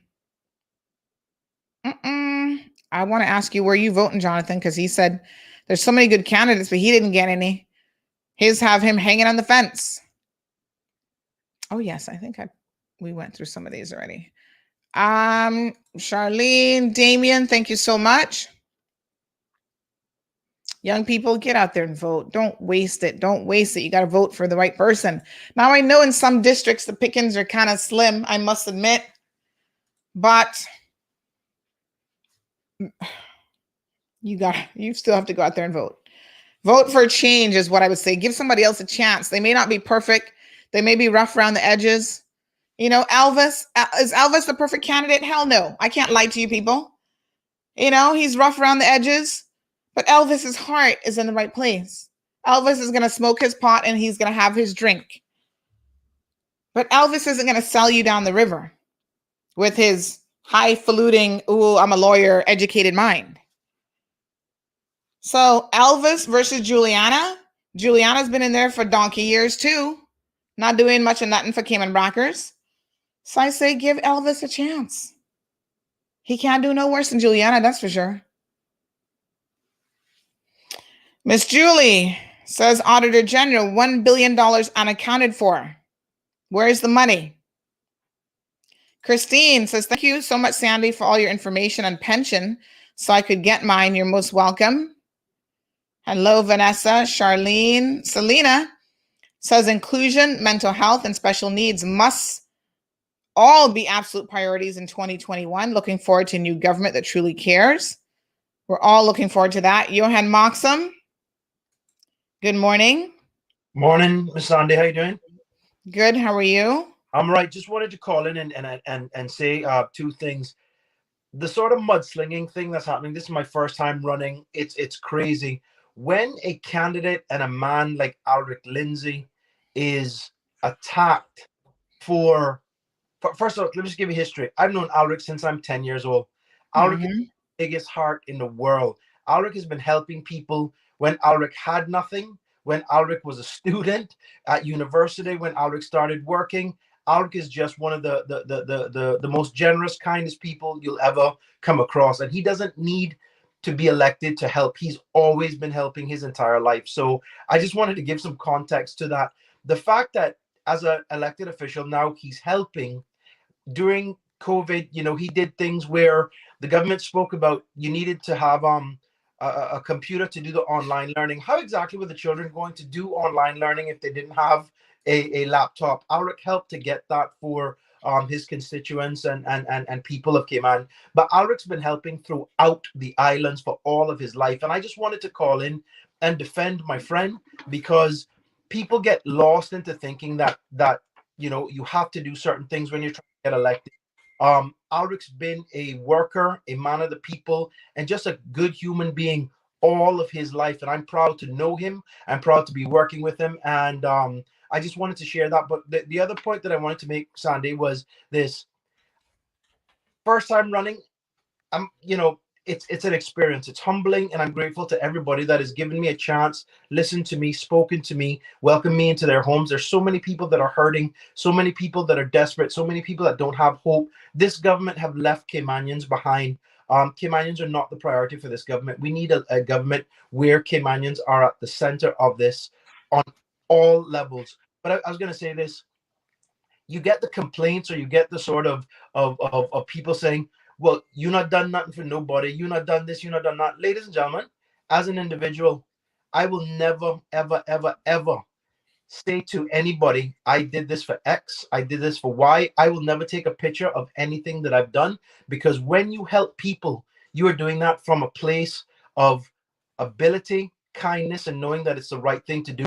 If a politician has to take a picture of what they've done for you and what they've given you and how they've assisted you, beware of that level of politician, because this is about just helping people. If you are a mother and you have children and they need food and you need food, helping you get groceries is not about trying to take a picture of that and say, hey, see, I helped this one, that one, and whatever. It's about doing the right thing as a human being. And so you almost can't win with the politics, because Sandy, you're so right. The mudslinging is real. If you don't brag or talk about what you've done, you don't care. But I will never do it, because I wouldn't want it done to me. And if you can help somebody, people have pride, people have self-respect, and they don't want the world knowing their business. And people like me and Alric and others that are trying to do this thing the right way, we're helping because we can, but we shouldn't have to take a picture of that. I will never do it. And I know what I've done before I started this campaign. I know what I've done over the years, and I've never made an issue of it then. So I'm not going to make an issue of it or talk about it now. But Cayman has a chance to elect quality, qualified, competent people like Alric in Georgetown South, myself in Georgetown North, people that want to see Caymanians rise up and have a better life. Because right now, Caymanians are not the priority for this administration. I want to work for every single person in Georgetown North, but I want to represent every single Caymanian, because if Caymanians can't come first in the Cayman Islands, what is the point of all of this? So I just wanted to call in, say that, and say to all of the people with the bad mind out there about what Alric has and what Alric doesn't have. Alric worked for everything he had. He didn't borrow any money from anybody to buy his car. He didn't borrow money from anybody to help people. So really and truly, be happy for your own, the way that everybody else can come from abroad and work together and be happy that their people are getting success. We need to have more Caymanians rise up and lift them up with policies and solutions and quality representation. And Alric Lindsay is one of those people. I know that I want to work hard, and I know that I'm a qualified, competent candidate. And I am asking the people of Georgetown North to give me a chance to show you that I am better and you deserve better, because what you get right now is not enough. Caymanians have been left behind, and it's time for Caymanians to be the priority in the Cayman Islands. So that's all I wanted to say. Thank you so much for your time, Sandy. Take care. Thank you, Senor Johan. Very good. Good folks. Yes, honey child. I'm getting all kind of comments. I'm getting a chance to view. Charlene says her choice, speaking about Miss Wilma, her drink of choice is sangria. But trust me, she doesn't need that to write her post. I personally think it was both brilliant and articulate. Poor Jonathan, still looking for his MPs. He says they run from him when they see him coming, but yet they want his vote. Ay. He sold us out and went to celebrate in Vegas. Or like the premier went to Monaco, and yet they talk about poor Alric and what he's driving. Yeah. Think about those who are getting that lifestyle and the backbone of the people. By the way, someone just reminded me via WhatsApp. They said, Sandy, please remind the people that both Alden and Austin collect $5,000 a month as constituency funds for an office, and neither of them have an office that you can actually go to. They claim that they have a home office, which is a bunch of cockamamie. Marquette, you're welcome. She says, thank you, CMR. You are for the people, bringing the cold hard truth every day. Keeping Cayman informed. Well, that's what we're here for. Shots fired from Florida. Big shout out to Ms. Velma. I know we've had our differences over the years, but child, that's okay when you speak the truth. I'm more concerned about the truth than any personal differences that we may have. Hello, Miss Maxine. Is that Miss Maxine Moore from Cayman Brac, Little Cayman? Thank you for tuning in. Christine, James, amen. Allison says hallelujah. We have Keisha. Keisha, are you joining us to talk on the show? Hi, Keisha. Oh, I don't know if Keisha got in accidentally. Miss Sue, red flag. All them need to go. Louis says CMR is educating and encouraging smart choices, and make those distant politicians make these distant politicians in our living room. Alric, good morning. Thank you for joining the program. Christopher Bryan says, I may have missed it, but could you shed some light on the candidates for Georgetown East? I think we talked a little bit about that the debate last night, which I personally didn't see myself, but I do understand that Mr. Elias Solomon ran away with the debate. So now you need to decide, folks, if what people are saying is enough. And only you can tell, because, some of them just can't tell you the truth. But Mr. Elios seems to know what he's talking about, but can he deliver otherwise is the question. Al says it would be refreshing to hear some of the Trump supporters wake up and confess just like that. That's my shot fired for the day. Al, who told you to speak the truth this morning? It's Tom Fool's Day. That's a shot fired right at Miss Wilma, because she is Miss Velma. She is a Trump supporter like nobody's business. And that's why her and I can't be Facebook friends. Alric, move your camera over a little bit so we can get a good glimpse of you. There you go. Louis, let's create a new Cayman in 2021. Cece says, Mr. What's his name in the Brac? Elvis is going to smoke his pot and set Cayman straight. Delroy, Shelly-Ann. Shelly-Ann says in West Bay North, Bernie Bush is not giving crackheads $5 for their votes. Y'all better try and get some of those crackheads the professional help they need so that they can come off of crack and be professional, contributors. Their family would love for them to, be their usual selves minus the crack. Alec, how are you doing? You're, I think you've muted yourself. So just unmute your mic for me. There you go. There, good morning. Good morning to you, and good morning to all your listeners. Your song "Politics" has a whole new meaning, Alric. Let's take a few lines off of that to remind people. Yo, this politician going about, vote for him. What is that? And give me $50. $50? Every time the election thing come around, you know. Every time, boys. Play. What are going to do? We not to deal with politics, and them bag of tricks. Can't fool we and take with the clown. No. We not to deal with politics, and them bag of tricks. Vote for Hillary Clinton, cause him no. The foundation we grow up on. Every 4 years a campaign slogan. How it is? Love go on like them not know man. Until time fi come look out from. Oh, please not try fi come sweet me. All you a smile for your life easy. Them two teeth and greedy. No one help but want to come greet me. Straight from Windsor Park to South Sound. I'll rig the people them war round. Hey. I get to youth I fi fight down. I fi shape up the system right now. People are tired fi cry now.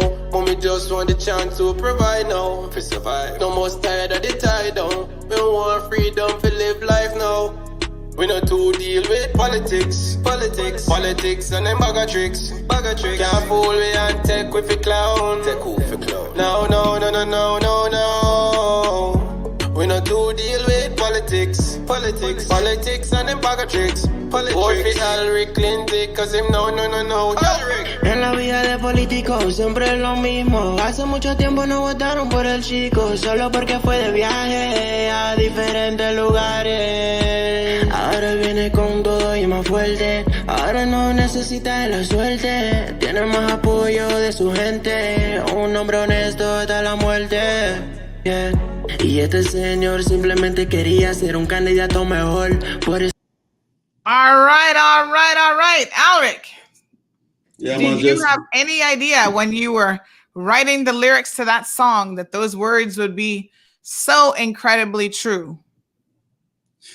Yeah, I mean, we sat down and, just thought about all the things that happen every 4 years and, no solutions being given and sort of the same things being told to people, promises that they know they're not going to fulfill, but promises that they need to give just to get in, line their pockets, and help special interests.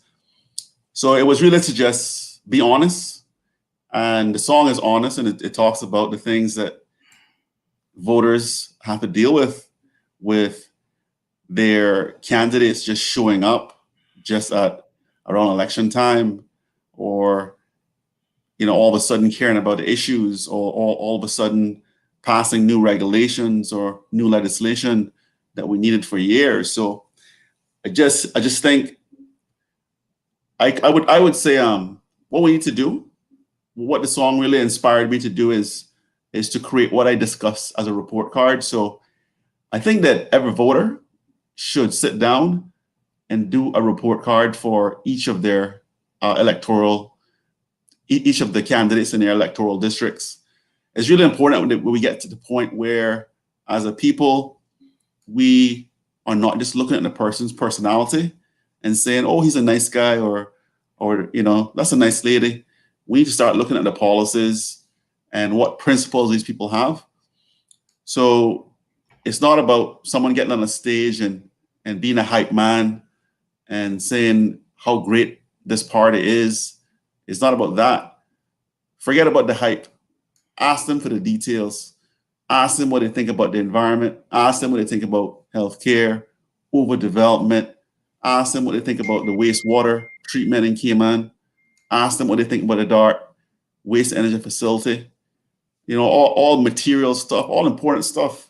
Unemployment, or Cayman's going to get back to work. Tell us what the solutions are. Tell us what you're going to do. So my whole campaign, I have focused on solutions, because I think that's what Caymanians want to hear. Caymanians don't want to hear all this back and forth, all this personal stuff. Caymanians actually just want to hear what the solutions are, how you're going to lift the people. So I decided that I'm going to focus on those things. And that was one of the reasons, for the song is to say, there's just so much politics, and we should just be aware of it.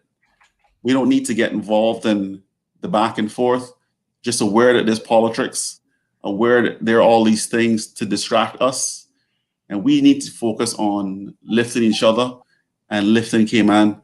Just the other day, someone made a video about someone in Windsor Park who had met with the National Roads Authority and who had toured various communities with the commissioner.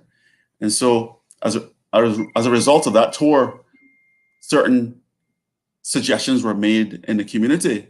And in particular in Windsor Park, they had put down some double yellow lines. And it was very interesting because there was sort of an initial dispute, and the video was made and some negative comments were made. But what I sort of felt was like someone was trying to divide our community in Windsor Park. And what I did was I said, you know what? Instead of focusing on division, I got some of the parties together. So I had a meeting with Ms. Romelia Welcome and had a meeting with Mr. Michael Montague, who is an active community member in Windsor Park. And we just sat down and we said, and also Miss Beulah Macfield was there. So we all sat down and we talked about it. We said, you know what? Instead of all this division, we need to really get back the Windsor Park Committee. And it goes to my point in my debates is that we really need these committees within these communities that address the issues. And ultimately, we need a district council for Georgetown South, because instead of each voter in Georgetown South or each resident in Georgetown South chasing a representative, there are 1,332 voters in Georgetown South. And obviously there are more persons in Georgetown South who are not voting. But all of us shouldn't be chasing a representative to get things done. What we should do is just focus on organizing committees within our communities, focus on establishing a legal district council so we can send our concerns to the district council, and then whoever the member of parliament is, they will say, okay, these are all the concerns. How can I pass legislation to address this? How can I pass regulations to address this? What funding can I ask for in the parliament to support the needs of my community? So for me, again, there are so many people who are trying to divide our communities all over Cayman just for politics. And what I say to Caymanians is, let's all take the high road. People are going to look into your past. They're going to look into your contracts. They're going to look into your business. But whatever happens, Caymanians take the high road. And when the mudslinging begins, you take the high road and you ask them about their solutions rather than the back and forth mudslinging. Ask them what their solutions are in all these areas. And when you ask them for their solutions, based on their answer, do a report card for each of those candidates. So if they have a good solution for the environment, you give them an A or a B or whatever you feel is appropriate. So for every candidate, just analyze them, do a report card. And so by the time you get to election day, you know you've made a well-rounded, intelligent decision. So let's forget about the mudslinging and let's get to the issues, Yes, well, I appreciate that, Alric. And that's my recommendation as well for all of the candidates is simply don't engage in it. Don't even give it any life. Don't give it any ammunition. But child, I know they're trying their best. They're even talking about how you left Cayman and why were you in Belize, and they don't even know your business, but they're trying to go there. Now, I know that you have a young daughter who lives in Belize. Can you just, for the sake of setting the record straight, how much time have you actually spent in Belize compared to how much time you spent in Cayman? Well, this was many years ago. So, and it was a subject of a court case that I won So, So this would have been before the last election, even, is what you're telling me. That's right. This was before 2017. So before 2017, yes, I had spent some time overseas. I was back and forth, and we discussed this in court because a challenge was raised at the time in 2017, talking about why I had traveled outside Cayman prior to 2017. And so we went through that court case, and Judge Smelly basically threw it out, saying that the supervisor of elections should have never brought the case in the first place. So you have to be careful when you make accusations about people, because you have to have something to back it up.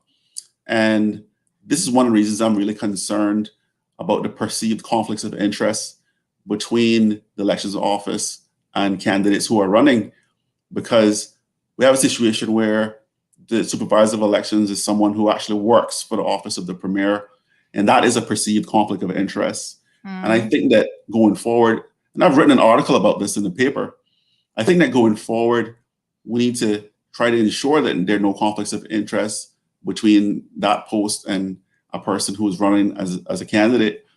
And I don't see why we can't have a person who's totally independent of a particular candidate. And if it's hard to get independence, I think we need to find a way to manage conflicts and make sure that those conflicts are actually fully disclosed to the public so they understand. I mean, Sandy, we don't have any international observers physically here. I've received an email from some observers who are going to do a virtual meeting and discuss issues with me on the telephone.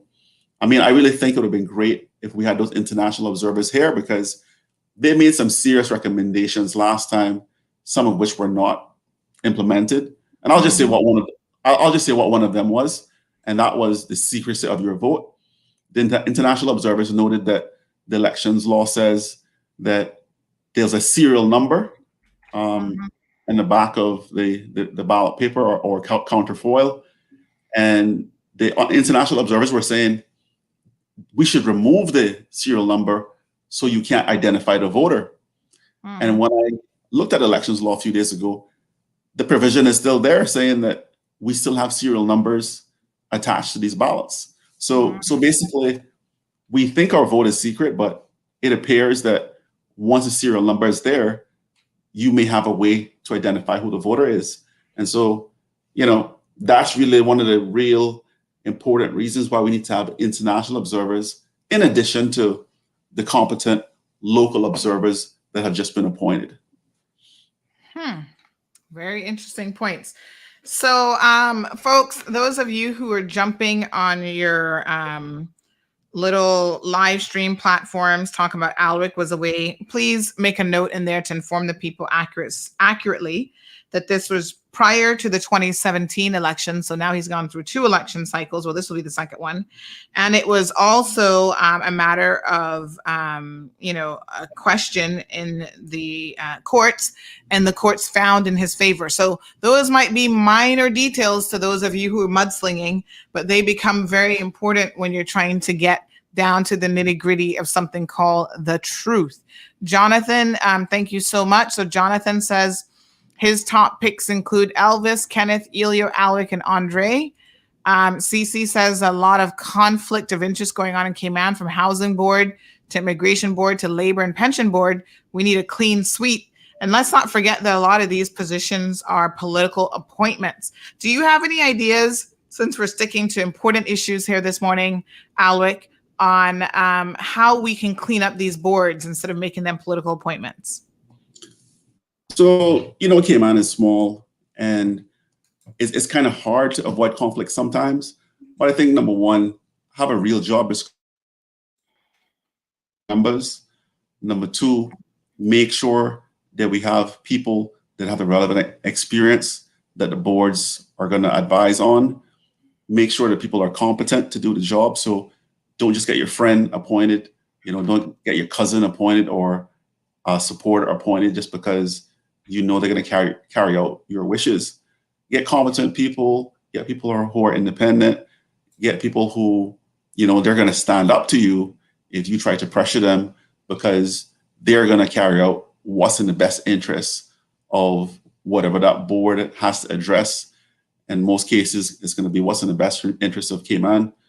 So I think we need to just look at all these boards, look at the relationships of the members of these boards, and then consider how many conflicts of interest we have and how to reshuffle some of those positions if necessary to remove the conflicts. And if there's one person appearing on multiple boards, maybe that's also an issue. So going forward, job description, make sure they're competent, limit the conflicts of interest. If you're having trouble limiting them, make sure they're managed properly so there's full disclosure and full transparency so people understand that everything is above board.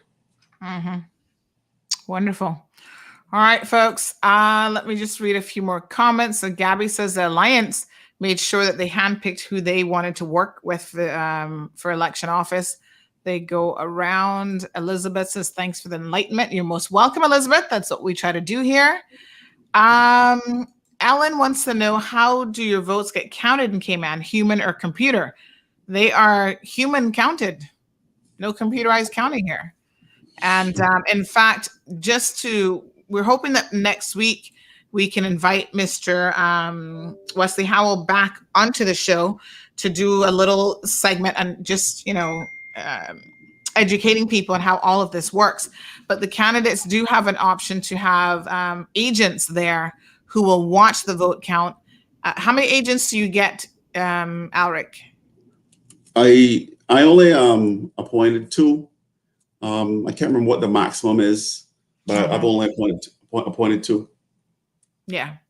So you get to appoint agents, Ellen, and they get to kind of oversee the process. The candidates have to be very careful themselves on election day. So there are very specific rules that have to be followed in terms of where they can be. The idea is that they don't want them trying to influence voters as they are walking, through the, to the polling station and so forth. Yeah. So, okay. All right. So Alec, you had a wonderful meeting, or not meeting, but chamber forum on, was it Monday or Tuesday? Tuesday. What's the general feedback that you have been receiving? People say that, they enjoyed the presentation.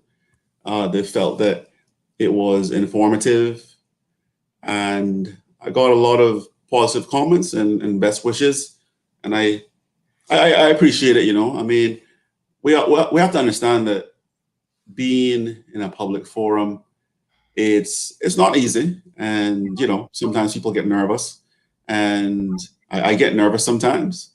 So I totally understand.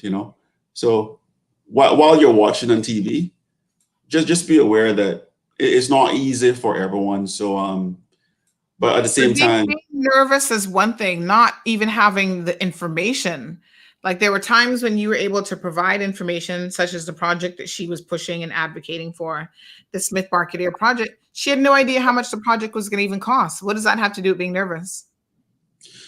No, I'm just pointing out that, sometimes people do get nervous. I wasn't specifically speaking about the incumbent. I'm just saying sometimes people do get nervous on these debates. So I'm just saying that sometimes it is not as easy as just appearing, but ultimately we have to show up, and ultimately we do have to give our best. And I was just happy for the opportunity to share ideas with Cayman and Georgetown South, because I'm being elected as a representative of Georgetown South, but at the same time, there are national and international issues that have to be addressed. And I just want to clarify something, because I think there was a misunderstanding when I made a reference to the Cayman Islands Monetary Authority when I was talking about doctors' practices.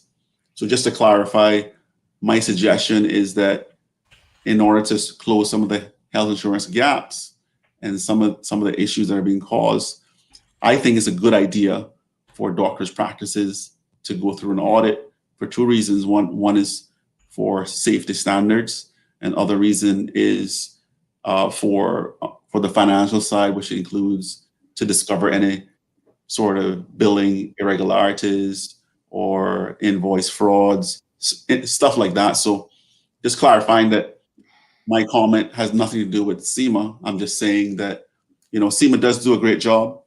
And I'm just commenting that perhaps the doctor's practices should go through an audit process as well, an official audit process. So I want to clarify that because I think there was a misunderstanding.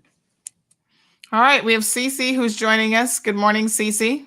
Good morning. I just want to make a statement on how people contradict themselves, right?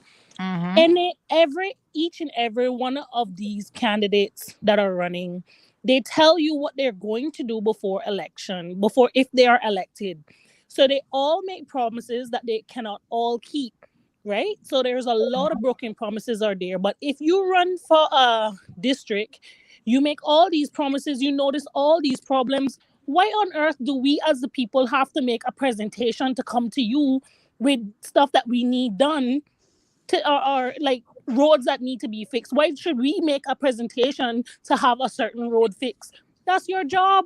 You said you would have fixed these things. You see our daily troubles that we face daily.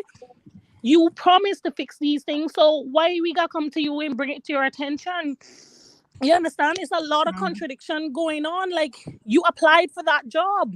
So why do we have to come and tell you how to do your job or what you need to do now that you're in the position to help us? That's garbage. You understand? I am not here for tearing down people, but the truth going to be said. It's going to be heard. You understand? If I don't like you, you're going to get the clear message that I don't like you. If I don't support you, I just won't deal with you. You understand? Cayman needs to stop having this mentality where if someone is not in support of you, they're going up on live and bashing people about, why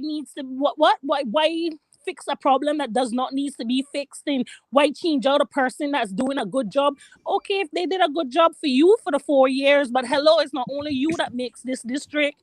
There's a lot other people out there that needs help in your attention, that needs your time, that needs your focus, but you keep aiming at one person. You keep doing favors for one person, and that is not right. You understand? As an MP, you're supposed to be mutual with everyone. You can't come inside a district and say, you don't like this person, so you're going to delete them from a group chat, and you're not going to deal with them. And when you see them, you're going to cut your eye and turn your head and play like you don't see them. That's not an MP. And the one thing I will say, Cece, is some MPs seem to really get in their feelings, like they take a lot personal. And I guess this is a general message for, some of them are definitely getting out, but just generally speaking, I think a lot of MPs need to stop taking every criticism personally. If someone doesn't like how you've done something as a constituency representative, they're entitled to say that. It's not just about the few people that you're paying as your campaign managers or your social media managers or whatever to jump on their platform and have nothing but praises to sing about you. There will be people who do not like your performance. And if they don't like your performance, they should have a right to that viewpoint without you getting all personal and rolling your eyes and scrolling up your face. I mean, wrinkles are real, folks. And that's another thing, the more wrinkles you're going to get. That's another thing. How long have these MPs have been in the House? How long has these MPs been involved in politics before they decided to run as an MP? That's supposed to flow naturally. Alric did very well in that debate. He was smooth. He was on point. You understand? I did see him flip through papers, but he took one glimpse and he just shoot. When Miss Barbara, on the other hand, she was literally trying to read script for script. Like, this supposed to flow naturally from you if you have your community and constituents' best interests at heart. I'm not saying you don't get stage fright, but you couldn't read from your heart at least half of the questions asked. Yeah. What a mess, child. Well, Cece, thank you so much for your comments. I think her call might have dropped, but Alwick, I said this yesterday in all fairness, because, I try to be as fair as I can with all of the candidates, and I can't sit here and say that any of our elected officials are wonderful, great speakers. We all have things as human beings that we need to work on. Even Alden has his shortcomings in terms of public speaking and that sort of thing. But what I think speaks volumes is the fact that if a person is willing to take some steps to try to improve themselves, and I know you yourself have availed yourself of Toastmasters, and even just, going over your material and being prepared for the debates. Give us a little glimpse into what your preparation was like for the debate, the forum chamber that you participated in this week. Because I had prepared for various public meetings, it was a little easier to prepare for a debate. So there were various topics that I had already spoken about at various public meetings and private meetings with voters. So the information was already categorized when it comes to the environment, healthcare, etc. So that helped a lot. The fact that I had gone around in the community and listened to people's concerns and, put those things in order, and I listed the resolutions for those concerns. The other thing I did was to look at some of the chamber debates that came before me to see what questions were being asked and to sort of figure out whether they were asking most of the same questions or if they were random questions. This also allowed me to try to time my response, because we're limited to 2 minutes. So I had to make sure that I wasn't given that long-winded 3-hour response that lawyers give. Yes. So, which is something that you've had to work on. I mean, we've had this discussion, and there's no harm in saying that sometimes, as an individual, like you said, maybe it's something about lawyers, but they can be a little bit more on the long-winded side, and you've learned how to keep it more concise and brief. Yeah, I don't know what's the problem with lawyers. It's like you ask them a simple question, and then they say, "Well, it depends," and then yes, you're there for 5. Then it's like 5 hours later. So yeah, it's the nature of how the law works, because I get it. People, I have a little bit of a legal brain, although I've never been, not a lawyer. I did go to law school, so I get the thinking, and it comes out of, when you're in law school and you learn the process of analyzing questions, and there's nobody who can come to you with a case and you can say, oh, absolutely, you're going to win this case, because there's so many factors that play into it. And I think that's what happens to lawyers.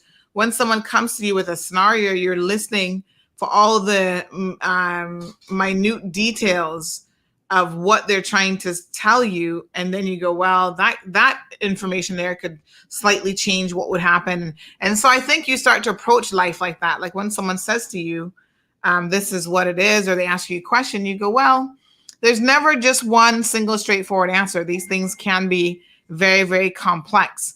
But I'm glad that you are learning the art of conciseness, because that is an art form in and of itself. Yeah, it's something you learn every day, So it's important to give a concise answer, but it's also important to make sure that you have sufficient elements in that concise answer so everyone gets it within the limited time that they have. All right. So someone has just sent me a message on WhatsApp, and they're talking about Roy McTaggart. They said that man McTaggart has never been down in Van Dyke Gardens from before he was elected in 2013 to this day. He might get lost tonight. I think he's having a meeting on Tom Fool's Day. How funny is that? Or he really trying to fool us folks on All Fool's Day. Imagine the day. Sorry. Imagine the day he chose. People are not fools or blind. Very, very interesting comments. Alric, what do you have coming up next on your agenda? You're just 2 weeks out now from the general election. What more can we expect of you? Well, I'm really focused on community meetings, and I have a couple group meetings. So like, for example, today, I think I have 15 people that I'll meet at their home. Mhm. So different people are hosting like groups of 20 or groups of 30.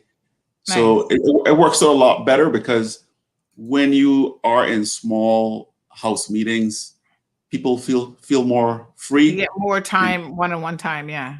Yeah, and they don't have to worry about if someone else is there in the public who's gonna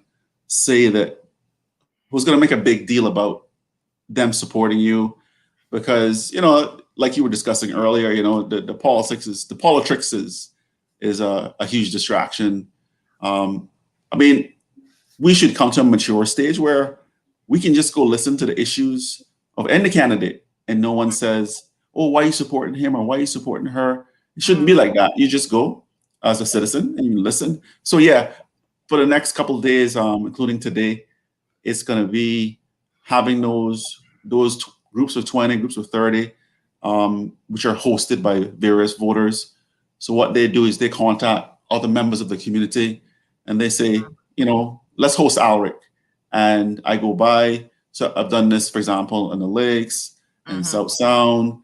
And again, I'm doing it again tonight. So on Saturday and Sunday, I will be doing door to door as well. So that will be like from 1 to 6, Saturday and Sunday. Well, probably just Saturday, because I think Sunday is what? Palm Sunday? Easter Sunday. That's Easter Sunday. Yeah. So I guess we'll take Sunday off because that's the holiday. So, but definitely Saturday, 1 to 6, we'll be coming around. So, Windsor Park, keep your eyes open. We'll be walking around Walker's Road. Keep your eyes open. We'll be stopping by, coming door to door. Hopefully you guys are home. We may stop by a campsite, but I'm still thinking about it, because obviously people want their privacy, during this camping season. So, but yeah, that's what we're doing. I'll stop and buy some campsites. I'm putting y'all on notice from now. Have my food ready. Have my plate of food ready, folks. I'm coming with my camera, because we're going to be doing a whole series on the top 5 camping traditions, or not camping traditions, the top 5 Easter traditions. Of course, camping on the beach in particular is one of those big ones, especially since our beaches and right of access is being encroached upon by a lot of developers, and this government seems to be ill-equipped to do anything about it. So, Alec, enjoy your Easter weekend. Well, thank you, and happy Easter. Thank you very much. Be safe. And folks, please do not forget that it is April the 1st. So it is Tom Fool's Day, April Fool's Day. And in the words of Alec, let us put aside all of the politics. Estamos en eso de aprender el español. Honduras, Venezuela y Panamá. También se fue a República Dominicana. Luego ellos lo llevaron al golpe pensando que lo iban a ganar, pero no pudieron y salieron sin nada. We don't to deal with politics and them bag of tricks. Can't fool me and take with the clown. No. So folks, do not allow them to take you for a clown. Here's a reminder. Probability of getting fooled on April's Fool's Day, slim to none. I'm pretty good at not getting fooled. However, on election day, look like it went way up, folks. Don't let this be your destiny. Do not be fooled on election day. Mr. Osborne Baden, hello. Good morning, Sandra. How are you? Good morning to your listeners and viewers. Happy I'm Tom good. Fool Day. Yeah, happy Tom Fool Day. Had a meeting last night, and of course it's that time where we're in the home stretch and it's extremely busy. It's been 12 weeks of pounding the pavement and helping and doing what we can and keeping up with people's issues and trying to put forward solutions. So quite demanding. I was listening to some of the guys this morning, Johan and Ulrich there, and And a lot of us are talking the right talk and really trying to put Caymanians first this time around, because I think that is the big issue. That's really the where the rubber hits the road for this election. We've had a government for the past 4 years that have really worked hard at making Caymankind and making it wonderful for people from the outside and large investors, but they have failed miserably in terms of dealing with our Caymanian people. And here on the eve of Easter, when a lot of people want to have a good time and have some bun and cheese and all the good stuff and take a break and maybe go camping or whatever, a lot of them are being forced to stay home this year because it's been a tough time, and it's tougher with COVID and tourism not being here and the like. And I think that, the stipend is admirable and helping those who work directly in tourism. But many of our people are not tourism workers, and they still are there without jobs, without homes, and they're not happy. I've been out there talking to people since January, and of course, informally before that, but structurally, with the campaign and with the canvassing, we've been out there and we've hit a lot of doors. We've talked to a lot of people, and the pain is real. The pain is real from a young Caymanian perspective in the future, and the pain is real for older people who are not retiring with the dignity and resources that they should have at their disposal. They either can't get health care or they can't afford it. They have a lot of bills on them. The pension is meager, very meager, if there's a pension at all. And these are real concerns. These are quality of life issues. As I said at my meeting last night, I think that the stress of life in Cayman for small islands is really unproportional. And,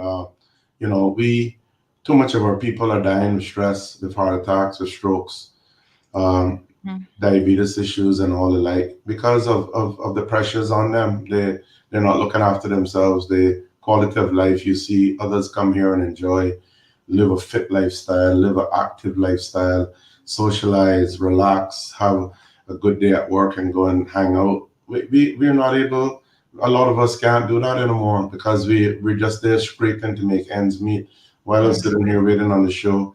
There calls, there messages coming in from people in genuine need. And yeah, of course, people are going to hit you up a little bit more during election season. I've been around this a long time, so I know how that goes. But I know a lot of these people too, and I've taken the time to understand their situations. Some of them have special needs kids. Today's World Autism Day, a big shout out to the autistic families out there. And we have people in genuine need. We have one person, one breadwinner, sometimes no breadwinner. Last night, a gentleman came to my meeting in Belford, and he's about to be made redundant on just after elections, and his wife is not working. He has 3 kids. They have 3 kids, and he's very worried for what's going to happen after that. He asked me, can you help me get a job? I said, boss, if I had jobs queued up, I would certainly help you, but I don't. But I will do everything I can to put a word in, or if I hear of anything, and you can use me as a reference. And really and truly, that's at this point, that's what we can do to try and show support and help. But we have a lot of people that are hurting, Sandy, and we need to understand that. We need to put our people first. We need to put Caymanians first, without a doubt. And we have to, as independents, we have to show a real alternative to the incumbents. We have to show the country that we are ready, willing, and able to take on the next government. Yes, good. So let me just see if we have any questions coming in for you. Christine, Kay, yes, Rosie's in agreement. So Ozzy, I don't want to, I'm encouraging all the candidates to stay above board when it comes to the mudslinging and that sort of thing, because I know that the progressives, they're sending messages out there that basically they are going to start the mudslinging campaign into the home stretch, which means that they know that their candidates are in trouble. And I guess they feel like that's the only way to reach the people at this point is to come with mudslinging. I know that you're not going to engage in that, But have you been surprised at, even up until this point, what your former, because I understand that you and Alden were not just running mates politically, but the two of you have been friends over the years. You both have been in alliance together for many, many years, I think even before you entered politics. And so this was a person you considered a friend, a brother. Sandy, you're spot on with that. Yeah. Al was, I called him my brother from another mother. Our families were traditionally very close. His dad lived next door to my mother in Boddington, although he was an East Ender, but he lived there for many, many years, and they grew up very close, her and Martini. I grew up to find that friendship. We grew up to find that friendship with our parents. And as we got together in school, I went to prep. I was in the primary schools up this side. But once we got into high school, that bond grew. And that grew right through sixth form, graduations, young boys, cars, fun times, girls, the whole works. Him and I, because we were only boys, naturally we were very close. And we stayed close and we got closer as we grew older. We are both long-term members, long-serving members of the Lions Club of Grand Cayman. Both went on to become president of the club. And life threw us together in the political arena because there was that trust and faith. And when he became one of the founding members of the PPM, the founding five, Kurt, Alden, Edna, Lucille, and Mr. Tony, I was right on the heels of that, in the next tranche, as it were, of forming the PPM. And I guess from that, you can gather how close we would have become, because we worked side by side then. We traveled together, we were in government together, and he had my complete loyalty. I thought I had his. In 2015, with the unfortunate incident with myself and at that time the chief officer, he says that he did what was right for me at the time, but a lot of people don't think that. A lot of people told me from then, if he was your real friend, he would have stood with you. The minister is the minister, the staff is the staff, and he would have backed you a lot more than he did. We see the way that he just backed the speaker for something a lot more serious and a conviction. So, be that as it may, we still remain close. I defended Al with his shyness. I would tell people oftentimes when they said he was so off and was unfriendly and whatnot, I'd defend him to the max. We had a group of close friends. We all supported Al. We met with him. I remember sitting down one time with 3 other friends here in my house with him to tell him how he needed to be and change in relation to the public perception of him. That's the kind of relationship we had. We did it all together.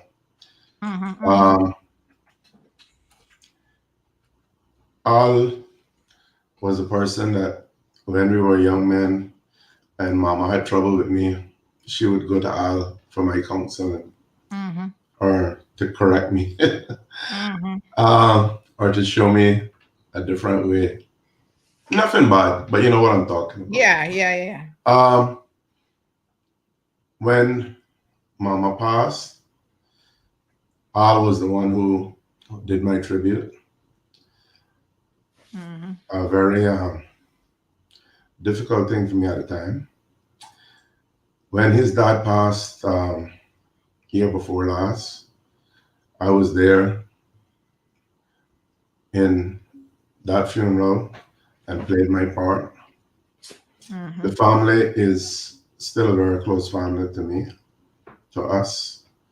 But I honestly cannot tell you what has transpired in his head.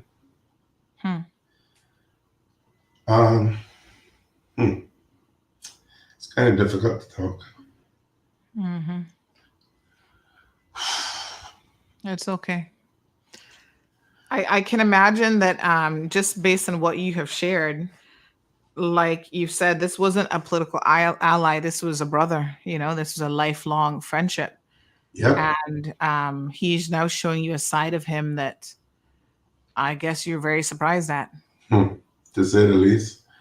I can tell you, and I'm going to say this now, and I'm going to say there was chance I get until election, and after that, if Al can get on a platform and say the things and do the things that he has against me so far in this campaign, I can tell all the rest of them who have only known him come lately, don't expect that you have any special place in his heart. Because when you can cut down someone like me, the rest of you don't mean much. It's sad. It's expedience, it's political expedience to the max. And I don't mind we're on different sides, okay? I left the progressives.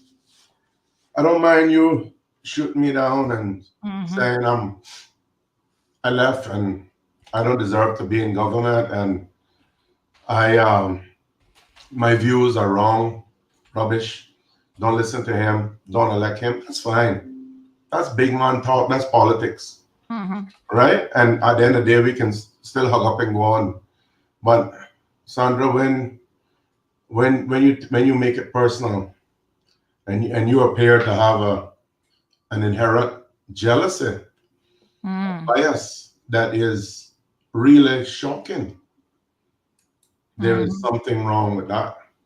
There is something wrong with that because everybody is coming to me and saying, what has gone on? What's triggered your friend? What's going on with him? What's going on in his head?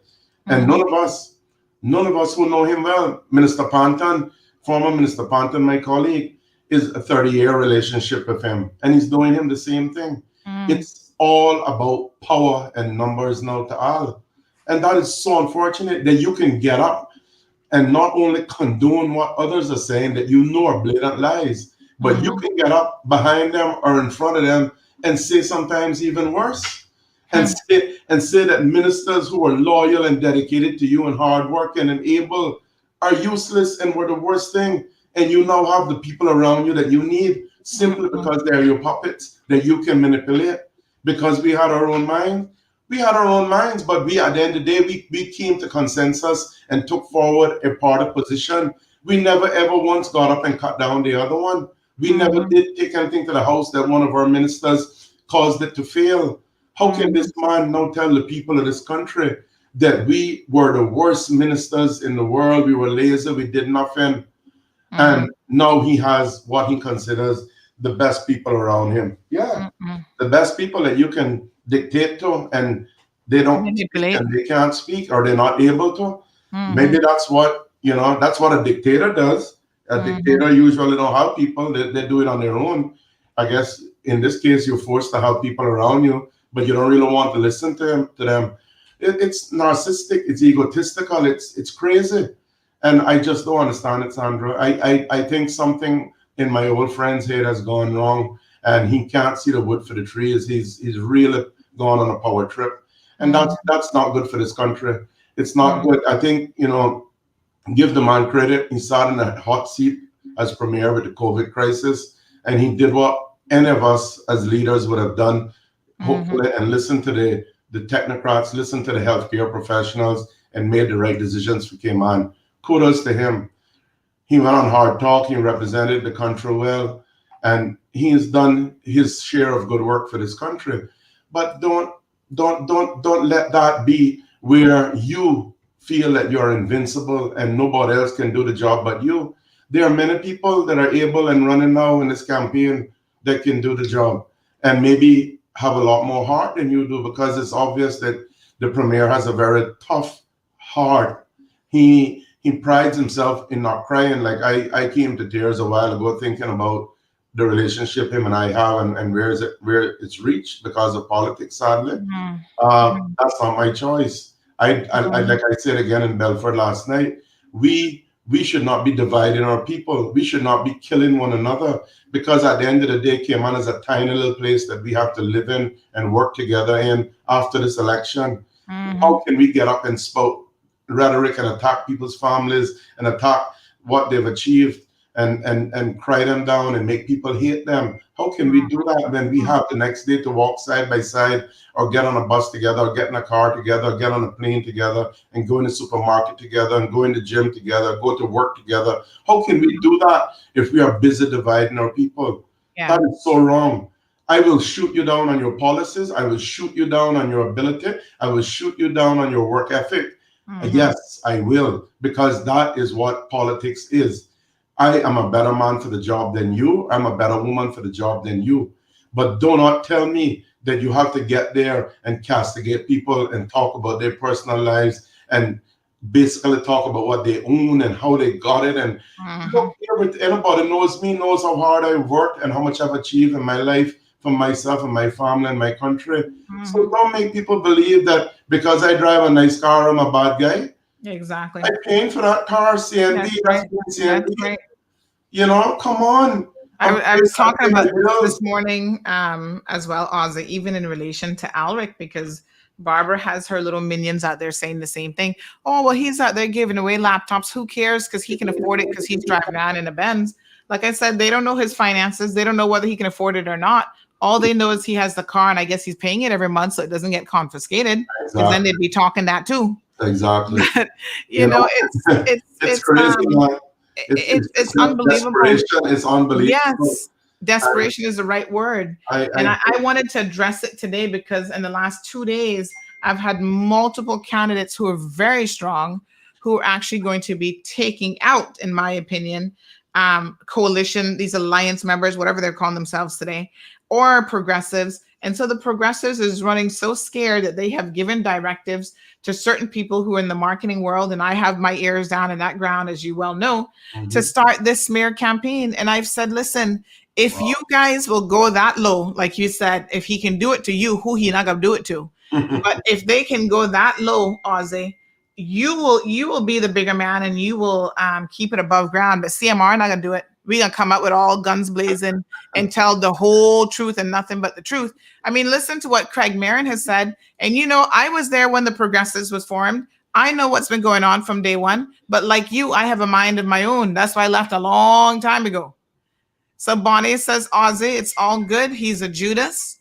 Curtis says it's sad to hear that these things are going on in Grand Cayman. He thinks that the BRAC is a little bit better. Well, I hope so. Craig says that's one of the reasons I resigned from the PPM. Can't say anything negative to Alden and others on that platform. Pull that bullshit with me, though. Natasha's? So funny with Craig. It's so funny with Craig. He's a good friend of mine. Good friend of ours. From way back in the day, he raised up under us as big boys. Craig was hardcore UDP. We all know that. And Craig admired the PPM so much, and the people who ran the PPM, that Craig switched parties. He will tell you this. He probably did already. Craig switched parties and joined PPM. And when he realized what was going on, and it internally, and saw the kind of negative representation and the fact that your opinion doesn't matter to some people, when a party becomes a personality cult, it's no longer a party. Exactly. It's a dictatorship. And when they refuse to take your advice and knowledge on board, and Craig is a smart boy, has a lot of experience, done a lot of things in his life. And I think sometimes from what I can tell, Al is jealous of people. The premier is jealous of people that have done well for themselves in some ways. Yeah. And he pathetic. He that's very, I don't know what that disorder is, but it has to be a disorder. Bad-mindedness is what we call it. Yeah. And you know what, Ozzy? Let me just interject this, right? As someone who myself has grown up, poor, didn't have the benefit of, oh, I've got parents who are going to pay for my education. Everything I've had to do in my life has been a struggle, and I've had to fight very, very hard for. But it makes you a better person. I likewise have seen people who've had an easier life, who have literally had everything handed to them on a silver platter. They came from the quote unquote perfect homes, 2-parent households. They were fair enough to get a little pass in life. Even in law school, they got the marks because they had somebody else doing their work for them. They didn't have to study as hard. They didn't have the struggle, but still they have done well. And I'm not taking anything away from them. They have been successful. Why and this is where now I don't get it. And that's the only thing you can call is bad-mindedness. What is Alden lacking that he would have to look at you and envy anything you have? Except that you're happy. Maybe he's not really happy. Happiness. I was going to tell you. The answer is happiness. Yes, it's true. A really solid family network around me. And you don't need the 4 or 5 women he bragging about to keep him happy at one time. I'm not capable. I'm not able. I am happy with what I got. I have a successful business. I built my family business back from being in the gutter to where it's successful and very popular here in Bordentown. I've said this before, it's no secret, I own a place in Florida, a vacation home. I have a car there, I have a car here. If that makes me public enemy number 1, God forbid, I'm sorry, but I worked hard for that, Sandra. And I share that with, I'm so happy to share it with friends. Sometimes I said, Al, come, bro, let's go on the boat, man. You bring the wife, let's bring him and let's go on the boat. He has yet to come. I think, no, he might have came once. But don't envy me. Don't grudge me. Don't be jealous. Be happy for me. We're happy for the foreign millionaires that we make. I'm no millionaire, but we're happy when we make foreign millionaires and happy to suck up around them. But here's a Caymanian who's done okay for himself and his family. And for some reason, that is the worst thing in the world because he stayed in politics. He didn't make the money. He gave up his law career when all the money he could have made. I know he uses that one against Wayne because Wayne stayed in legal firms long and him and went to the top and became partner Walkers. So he's jealous of that because Wayne has a lot of money from his law firm days. Oh my God, you made a decision to become a career politician, bro.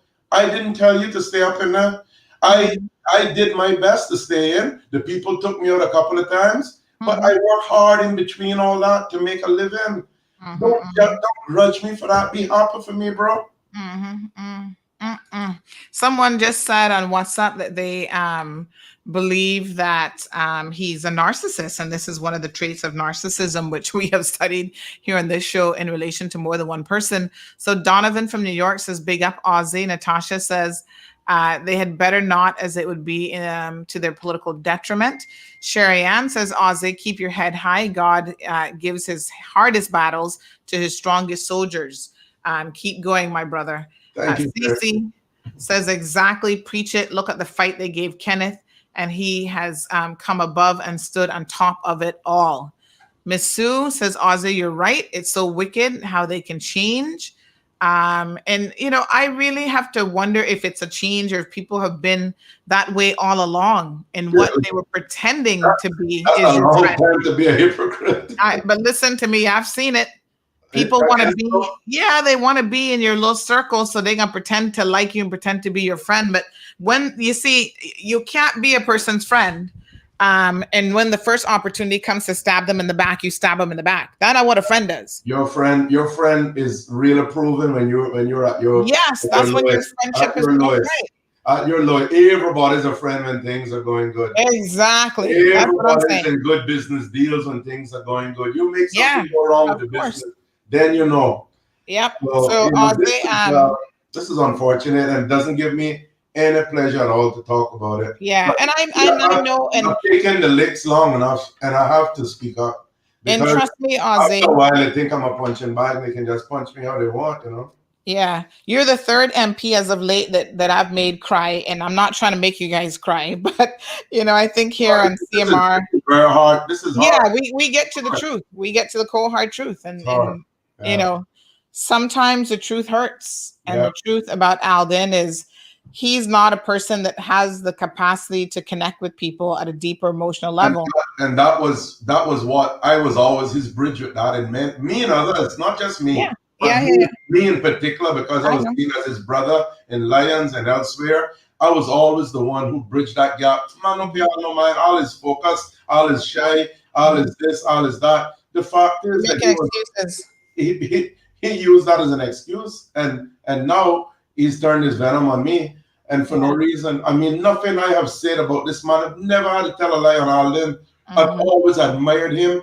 I know that he was better at some things than I was, and I tell you what, I got into politics writing letters back in the day. I've said this before, coming from college, I would write letters on things that I saw happening in Cape, and they're still happening. Some of them, the social issues, because I've always been interested in the social side of things. I'm not a lawyer, and I don't have that kind of brain like a lawyer. I'm an accountant by trade, and I'm also very much a community-minded person. And I used to write letters, Sandra, and I can tell you, I have those letters on my computer still, a lot of them. And there's hardly one of those letters that went to the press that I didn't make all cast an eye over it. That was the kind of trust and faith I had in him. Not that he had to change a lot, because I can write, but I wanted to make sure I had it properly right, legally right, that I wasn't putting myself in any hot water, and also sometimes grammatically he would enhance. That is the friendship, that's the brotherhood that we had, right? We, like I said, we did it all. We went in our fast cars, we chased girls, we did whatever together. That is brotherhood. That is the kind of man that you want to have your back, you want to have his back, and I would always fight for him. But now he's wiped that out within a space of a couple of months. I mean, it was okay. We grew distant because of the politics. When I came out of politics, that's fair enough. You grow distant. If you got a good friend, that distance doesn't matter, because when you get together, you're one again. But when a campaign starts, as this one has started, and your brother turns loose his guns on you for no good reason, and no good guns, because he has nothing on me. There's nothing I've ever done. Whatever, he always tell people his life is an open book. He's a loyal man. If I was all that all these years, how I can suddenly change? I don't have no secrets for Alden that he has to worry about me dealing with him or anything. I shouldn't say I don't have no secrets for him. That's not quite true. I don't have no secrets that I have that he can come out there and blast me. My life is an open book. You know, so I don't understand these guys. The desperation I see setting in now, the vote buying I see going on, the blatant vote buying. The elections office need to step up their game, because there's a lot of stuff going on that needs to be clamped down on. And I just hope that the old adage will apply this time around: eat them out, drink them out, and vote them out. And if they bring the money that you need, take it, but vote right. I really hope Caymanians wake up this time around, because these people that are telling you that they are the only hope for Cayman is the worst thing since sliced bread now for these islands. Craig says, preach it, Ozzy. Miss Betty says that she's so proud of you. Keep your head high. Vanessa says, preach it, sir. Cece says, you are popping off today. Nothing but dropping some bombs, red flags all over the place. Sue is in a little bit of shock and surprise. She wouldn't be. She really know the real Alden. But anyway, and Craig says, preach it, Ozzy, from one brother from another mother. Kay says, Abe. Craig says, was there for 8 years and resigned on the 8th year anniversary, March the 8th of 2021. Denise says, Ozzy, stay strong. You're a genuine soul. Love you always. Kay reminds us that community creates country, and it certainly does. But when you have members of your community who can be so duplicitous, and they're actually the leaders in this country, and they're running this country, and there's still people who will go to battle for him and believe every word that he says, that's the danger of not knowing the devil that you're in bed with. And I will tell you one thing. We were talking earlier about McKeeva Bush, and Miss Velma saying the wool has been, or what was the term that she used? It has been removed off of her eyes. And it took her many, many years, but now she is speaking the truth about Makiva Bush. And I tell you every single day I say this, and I'm going to say it loud and clear. For those of you in the back of the classroom, Makiva Bush and Alden McLaughlin are the one and the same in terms of their narcissism. Well, yes, Alden is more educated. He's got the law degree. So maybe he's a little bit more smooth of an operator at how he does it. But their narcissistic tendencies, the self-serving objectives, all about them using people. Trust me when I tell you, that's the same. There's no different between the two of them. And that is why the progressives started out with a lot of hope. And we had aspirations for something better than the UDP. And now look at where it's at. It's turned out to be the exact same thing. The mere fact that people should not have to ask if the mere fact that the two of them could come together after 20 years of bitter political rivalry and come together. True. Let me tell you, Caymanians need to wake up to that fact. Yeah. You cannot trust the guys.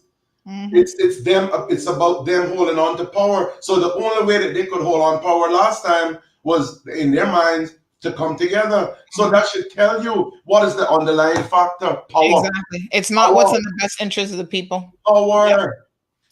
Craig says he's jealous of me because I ride better than him on a bicycle. Wow. How ridiculous is that?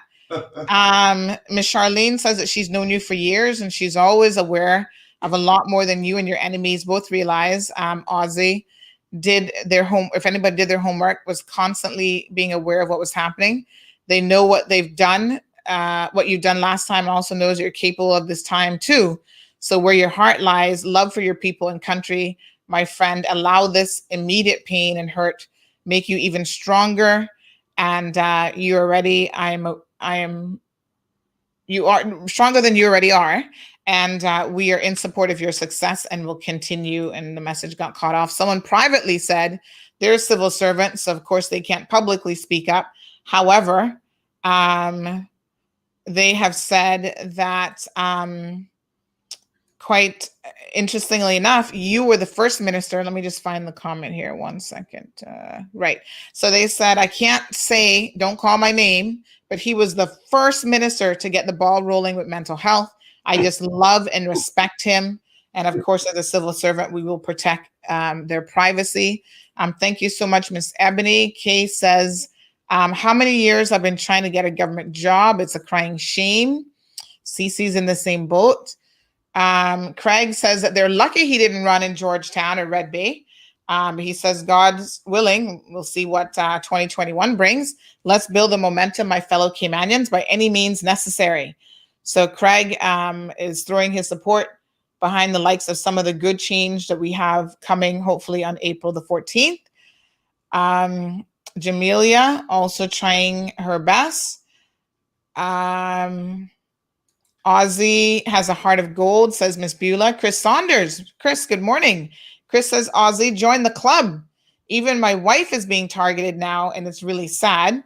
But you know the real reason why they're being targeted. You are one of the few health ministers that challenge the health insurance industry. Looking forward to working with you to ensure that we have a quality healthcare system that is accessible and affordable to all. Yes. Wow. You know, the ridiculousness, and Chris mentioned this at his meeting. I think that was 3-4 weeks ago now at his launch meeting, when he talked about how they're going around door to door telling people to vote for someone who is woefully less qualified than him. And the only thing they have on Chris, let me tell you the foolishness, right? These are two things. Oh, his wife is a stay-at-home mother. I'm like, since when has that become a bad thing? All of us would love to be a stay-at-home. All of us would love to be a stay-at-home mother. That's a lot of us were raised by stay-at-home moms. Yeah. They made the necessary sacrifice to be able to concentrate on the household full time. You can raise a wonderful job. Very good. You can raise your own kids. And here's the thing: she was a stay-at-home mom before Chris Saunders became a politician. So don't let him get in your head and tell you all kind of foolishness as though he's now rolling in it. That it's only now that she can be a stay-at-home mom. That's not the case at all. And the other thing that they go after poor Chris with is his Jamaican accent. Well, Chris is 100% Caymanian. I mean, he has Jamaican connections, obviously. He spent some of his school years in Jamaica. And I think Chris is just one of those people that he just picked up the accent from that environment. So he might sound more Jamaican at times. But you know, the ridiculousness. Still look at his opponent. Yeah, he sound Caymanian, but he sound like a Caymanian fool. Now, my candidate. Sandra thought my cousin, he's a listen, I don't care who he is. I'm telling the candidates, you guys stay above board. But if they think that Sandy Hill gonna stay above board with the truth, my God, they better come again, because the truth doesn't care. The truth is the truth. He can't string two sentences together. He cannot talk. Same thing like I said yesterday with Frank Cornwall. The premier admits and tells you the man not capable. Nowhere near his opponent. But what? Vote for him because he's a yes man. He's a team player. That's a nice that's a nice fool word that she's trying to fool you with, right? This is typical narcissism. Pretty up the words. All he's telling you is he's a yes man. That's what he means by team player. Anything we try to push through as the progressives, as the alliance, whatever we're going to call ourselves, we need yes men and women like Barbara, like David, like Frank. And that's why he's telling you to vote for these people. He said it, he came to Bontown and actually said, that's on record. He said that, he didn't call their names, but he said, leave me with the people that I have around me. We halfway across the river. Don't turn us back. They're going to be coming to you. Listen, this was the crunch pit.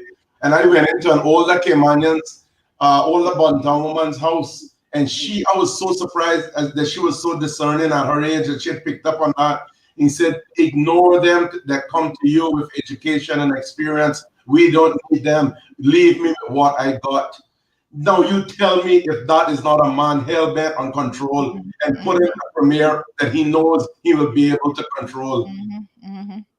So Curtis says, I didn't hear that the part with what Al said, but I understand it wasn't good. So I'm very surprised because I always thought and told him he was a decent human.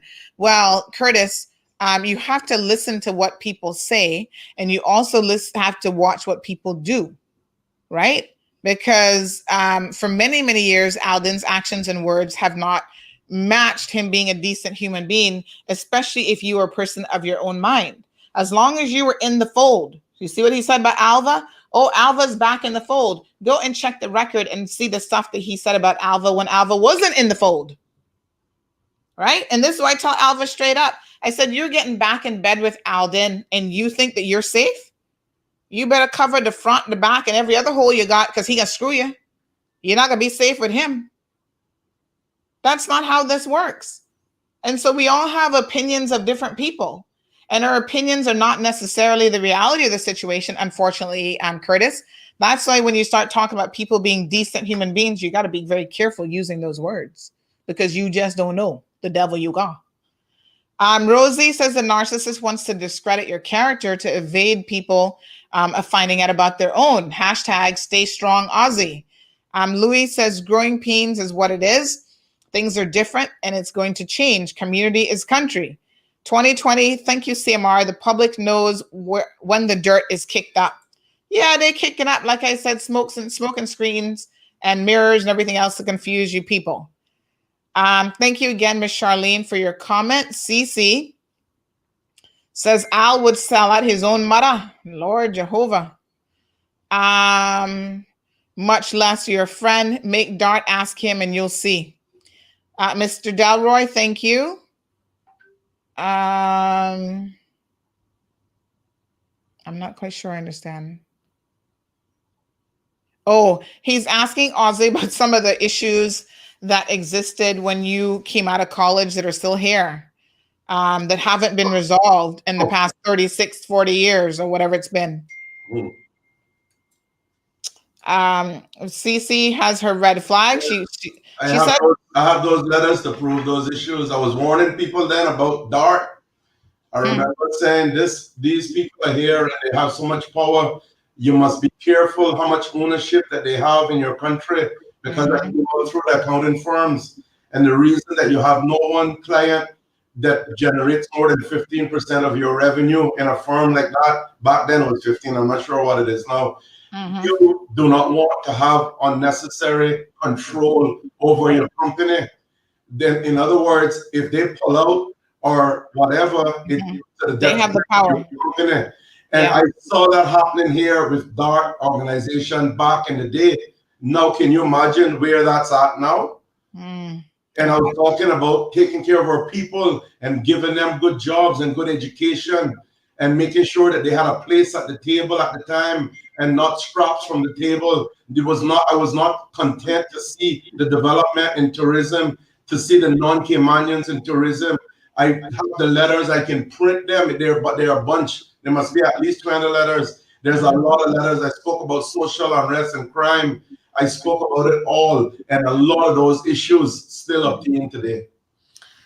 Thank you. Miss Sharon says, go Aussie. Dora says, well said, Aussie. Craig said, suggested to help GTC Kenneth Bryan with the Scranton Park to build momentum, some faith with the central constituents, but no, if they had listened and planned it for Frank Cornwell contest against Bryan, they might have stand out, but more importantly, to give something to people, but not politicians. It's about our damn people, our family, and our loved ones.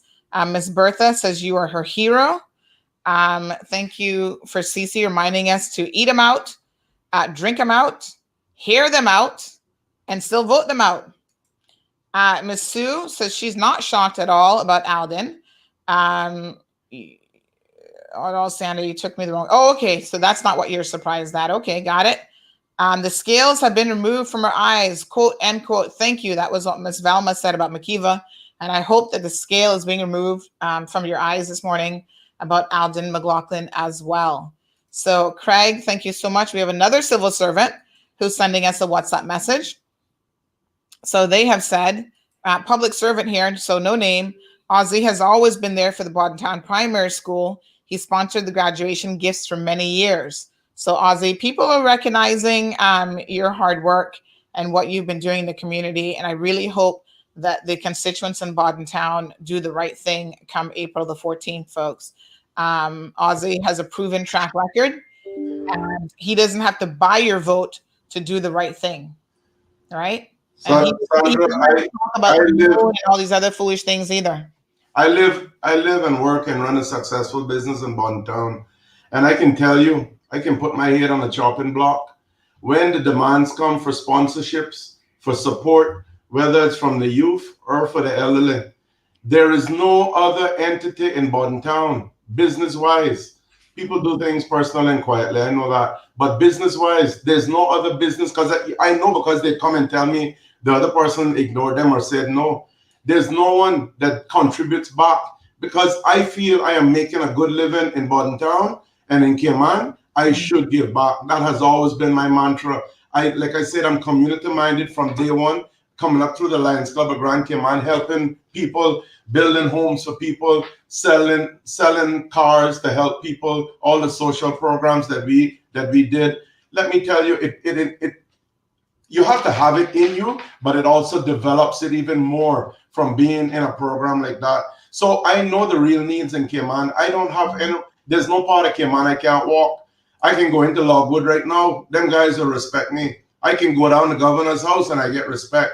That is how I like to live my life.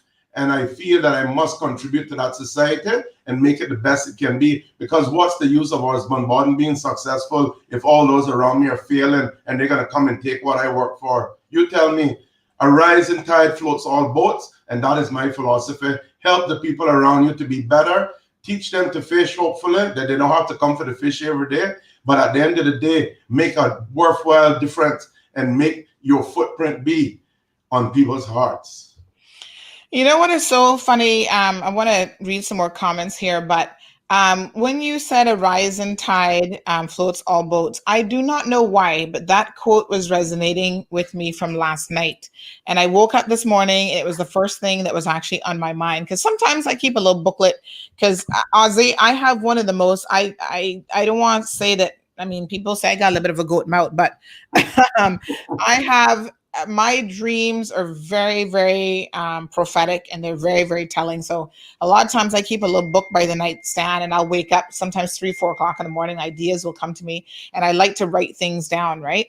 And that I'm just so incredibly shocked that you actually use that exact same quote, because from last night, that has been on the forefront of my mind for some reason, and I couldn't really put my finger on why it was. But of course, I mean, it is such a true statement, but it speaks to the fact that we need to stop this idea of trying to tear each other down, because the idea, as you just said, is you build up yourself, you build up your business, and you can help other people. You know, I have a little small business. I'm nowhere near being a millionaire or anywhere close to that, but I always try to think, how can I help people? So even right now, we're trying to introduce technology to people. I know that I have certain knowledge that I can impart to older people in the community. You know, I'm out there. We got a sponsor, thank God, to kick off this initiative. And I'm now out there trying to get smart devices into the homes of our people so that they can still be connected. The elderly can still be connected. They can watch these shows. They can watch any talk show that they want. They can get news items, you know, online for free. It's just a matter of giving them the technology and actually showing them how to use it. Now, just to clarify, Mr. Curtis from the BRAC has said when he saw Al, he thought we were talking about Alva and not Aldin. So his earlier comments about him being surprised was in relation to Alva, but we're not talking about Alva. We're talking about Aldin McLaughlin, the premier. Him and Ozzy were tight as you could be, folks, without actually probably being blood relatives, and sometimes probably tighter than blood relatives, because I told you guys, blood not always thicker than water. Exactly. So Miss Alice says she's all for Wayne Panton being premier. I think a lot of people are feeling that way. Gabby is making the point about criticizing a stay-at-home mom. She says, well, what do you want her to do? Instead, go out and work for $6 an hour, 3 jobs. Your children are running wild, and then the children end up in Northwood, and then you have shit to say about that too. Yeah. Fair point. Miss Lena says being a stay-at-home mom isn't an easy job. It's 24/7. Absolutely. It should be the most amazing job. And in fact, recently China has put a price tag on that, and it ain't no $6 an hour, because there was a stay-at-home mom who ended up suing her husband. That's a lot of work. They said, yes, a stay-at-home mom has value, a lot of value. You're raising the next generation of citizens. Oh, boy. Bonnie says, Alden and Austin have too many tears in them. God is real. Well, Ozzy, I hope that come April the 15th, your tears will be tears of joy and not tears of having lost anything.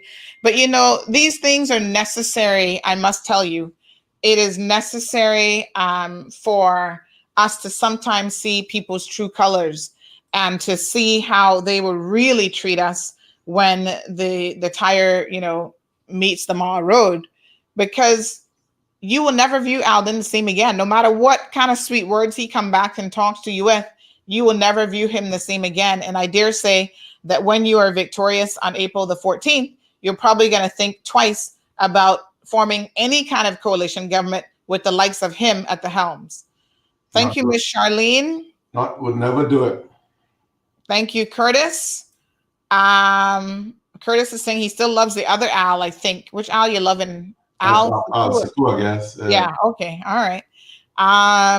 Sherry-Ann, yes, keep fighting until the end. Dalroy, thank you. Cece for premiere. She's saying that she'd probably do a better job even than Alden with her red flags. Ozzy, thank you so much. I know you've got a busy schedule these days, and we've gone a little bit over time. So we appreciate you. This has been a tough one, because this is an issue I didn't want to address publicly. It's been bothering me a long time. It's been hurting, but I've absorbed it. But you know, there comes a point where you can take so much and no more, where the straw that breaks the camel's back. And when I see and hear this man that I looked at so differently, get up there and say what he has said, which he knows in his heart of hearts are lies, and then he sits there and he claps and he shakes his leg to other people lying and saying even sometimes worse things. Hard to say who's saying the worst. I expect better from him because of his ability and his status, I expected a lot better from Alden. Regardless, like I said, if we had political differences, we should have been able to rise above that and maintain our friendship and respect. And him and Arden, for instance, has had political differences ever since Arden left the PPM, but they are still cordial. But now he's attacking Arden, and I can tell you he barking up the wrong tree there too, because when he go East End, the next time he go up there and he mess with Arden McLean, if he hasn't already sorted out yet, that's coming. So you see, people like Arden, and remember Arden lived in Arden's house for a year, right? People forget that. Oh yeah. So that one I never remember. I never knew. Arden was the cook. Arden was the husband. I say that lightly. Don't take that the wrong way. But they had a strong relationship, much later than ours. But they had a strong relationship when Al had his marital differences, and for him to shoot down Arden the way that he does as well, it shows the man's personality. There's some inherent flaw, and I didn't want to discuss this publicly, but I tell you, there comes a point where you can shoot me so much, but if you leave life in me, I'm going to retaliate. And it's that time, bro. You made this, you caused this, and now people are gonna hear from me who you really are. I ain't gonna go into your dark secrets. I ain't gonna do that. That's not necessary. But they got to know in the Cayman Islands that Alden is not a loyal person. Alden uses people for his own political gain, and he needs to stop and be called out on it. And Cayman, you need to understand that if you elect the alliance, that is who you're electing. Somebody that is not loyal to you, that's going to keep you dependent on government, that's going to promise you a stipend in the future that he can't do now, but basically encouraging you to vote for them. That is almost buying your vote. Ladies and gentlemen, do not sell your sacred vote. Eat them out, drink them out, and vote them out, because they are a bunch of hypocrites. You hear what I tell you? He has a bunch of people around him that are following him blindly, as it were, saying that he's the great political master. He is the shrewdest politician in Cayman, and he is running things. Well, you need to show them who running things. People power, that's who runs things. And the independents can put together a good government for this country. And eventually we may find ourselves back into a party system. But for now, party politics is dead in Cayman, and there's no party. And like I said, it hurts me to hear the PPM name tarnished, because it's not the PPM, it's the cult leader. It is the dictatorship mentality that you need to knock. Do not knock what was a perfectly good political party. We need to wake up, folks. This is the real truth. This is the hard truth. A lot of them not gonna want to hear it. A lot of them are cringing now when they hear what I say, but I have no reason to hold back anymore. You came at me with all guns blazing, and I'm gonna turn my 45 on you now, because you got to hear it, bro. You need to hear it. You gotta face the real truth. You like those country songs? Yeah, well, you're gonna have to listen now, bro. Yeah, the whole hard truth. Yeah. That's right, honey. This is the it. Hard truth. Let me remind you what it sounds like.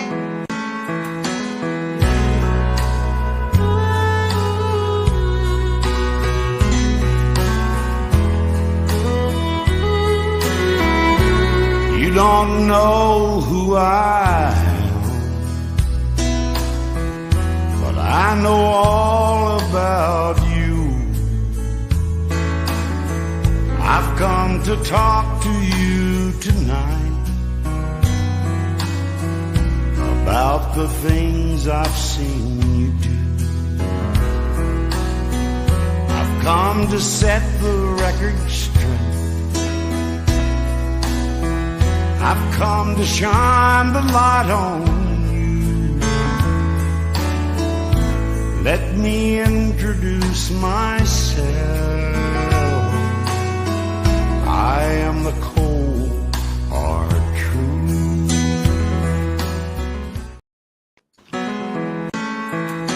The cold, hard truth. Introduce you to it. Folks, and Ozzy just gave you a snippet of the cold hard truth coming from Baden Town. We are here on CMR giving you the cold hard truth every single day.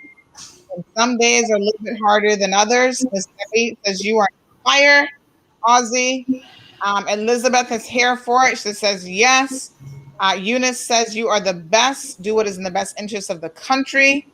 Craig is loving the song, loves his country music. Gabby says shots fired all the way from Town, and they made it to town, folks. So it is what it is. Craig, thank you so much. Cece is cracking up. Sherry Ann, we don't mind the laughs here in the program either. Louis, all shots are fired with Ozzy. He's really fired up. Support our brother in Cayman Brac East, Mr. Elvis. Get him, Elvis. Ozzy, thank you so much. Thank you, Sandy, and thank you for all of the listeners and the feedback on my phone and on your screen. I just want to say it's a pity that we have to take this time when we have so many pressing issues dealing with to talk about this kind of thing. But sometimes people need to know who's in the room with them. And, you know, we have our young people that are struggling out there. Here, COVID, and this is one of the reasons that I came back.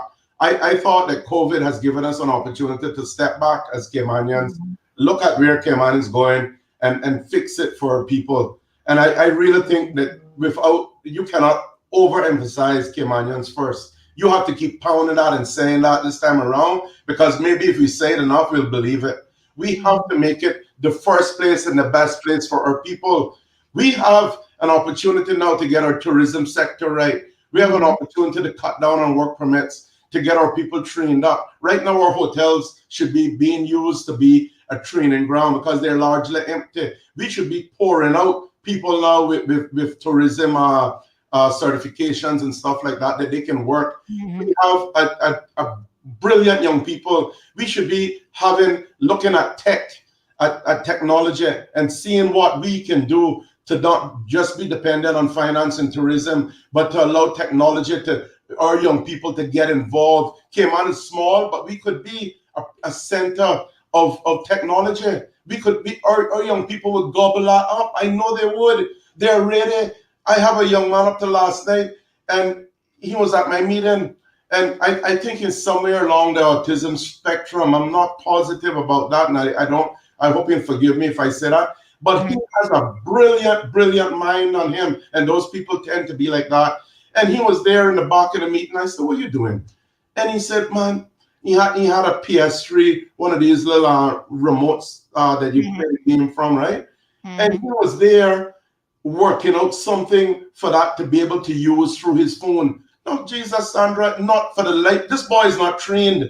Not for the life of me could I ever think about doing that. And here is this young man. We have brilliant young people in Cayman. We need to believe in them. We need to put the resources behind them. Stop the large concessions. Stop all of these people coming in. Why are we granting permits during a crisis? We are people that we need to put into jobs. We need to make sure that work does its work and place people in jobs. I am proud that I run a business with people inside my gas station who don't need any permits. The only place I have permits are in my fish fry.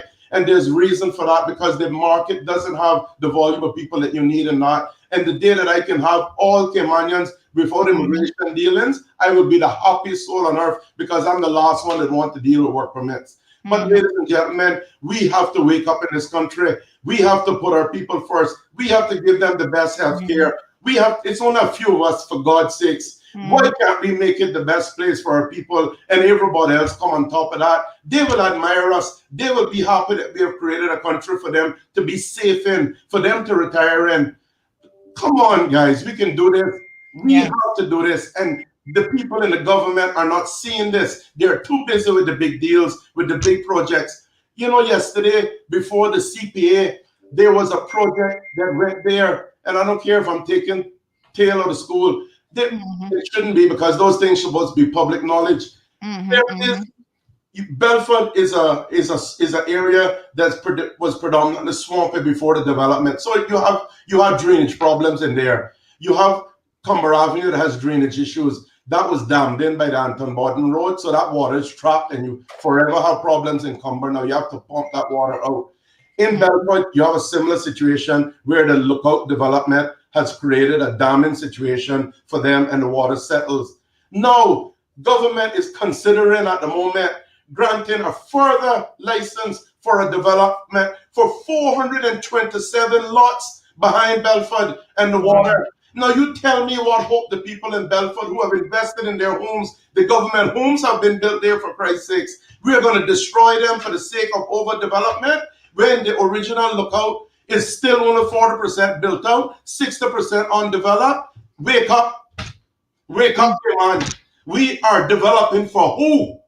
Who are we developing for, Sandra? If we are developing homes that our people can't afford, if we are building homes, if our land can't be bought by our Caymanians, who in God's name are we developing for? When you leave those people behind and they can't get any more and they can't put food on their table and they can't have a roof over their head, you know who they're coming for?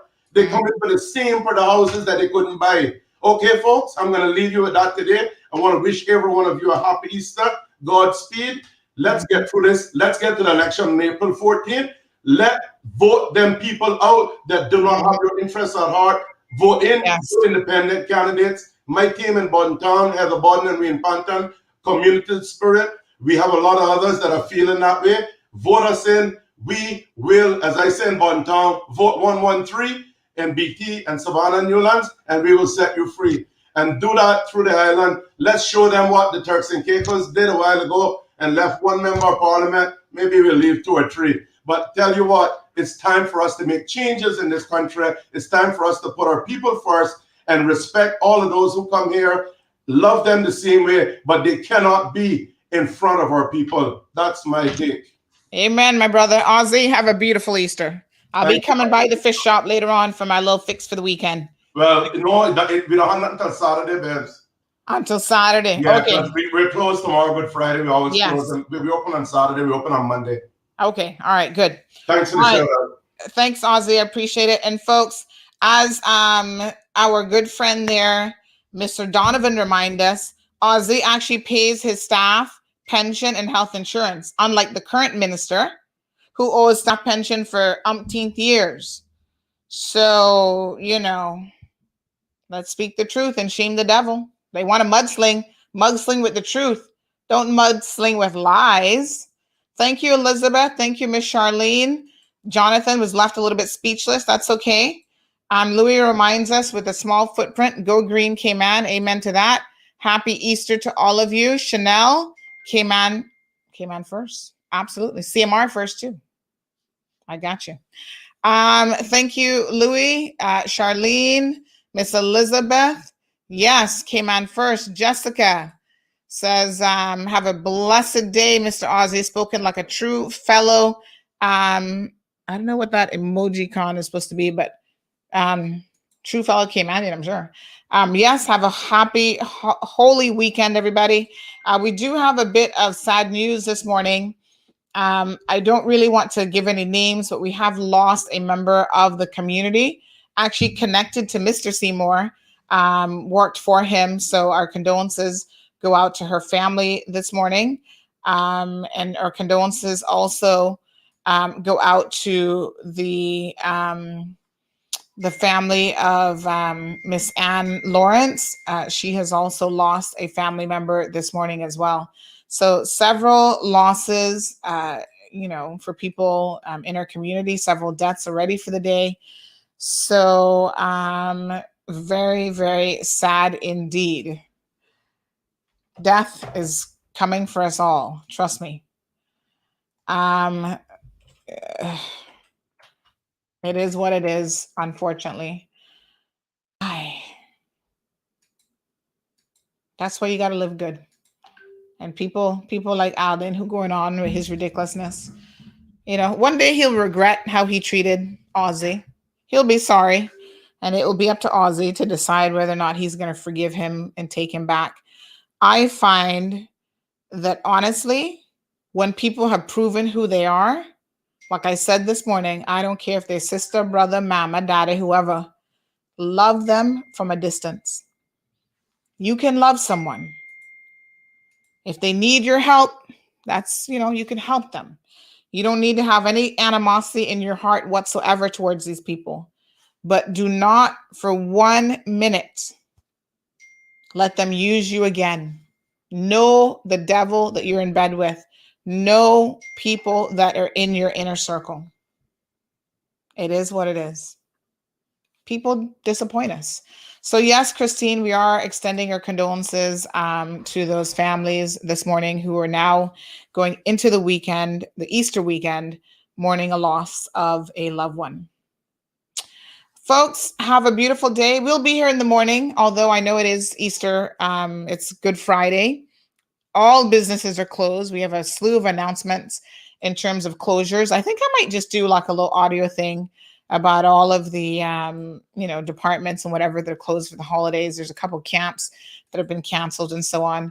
We will provide all of that information for you all to have at your disposal so that you know what's going on for the weekend. Like I said, I'm going to be out and about with the camera, doing some on-location interviews at campsites and different places. So please stay tuned for those as well. In the meantime, have a wonderful weekend. Be safe. Whatever you do, there'll be a lot of boating activity out there. Please be safe on the waterways. Yes. Don't take any chances with your life or the lives of other people on our roadways as well. Please just relax and enjoy the Easter weekend with your family. Thank you so much, Natasha. She says, yes, when someone shows you who they are, believe them the first time. Trust me, it's in your best interest that you do so. Natasha and everybody else who tuned in this morning, thank you all so much. Elvis has a meeting tonight, says Ellen. Is that Elvis? Is that what you meant to say? Yeah. We never get notifications of his meetings, really, so I'll see what information I can find out. But yes, Kathy had a lit meeting last night. Big shout out to Kathy. We do have a video that we can share of Kathy as well. Our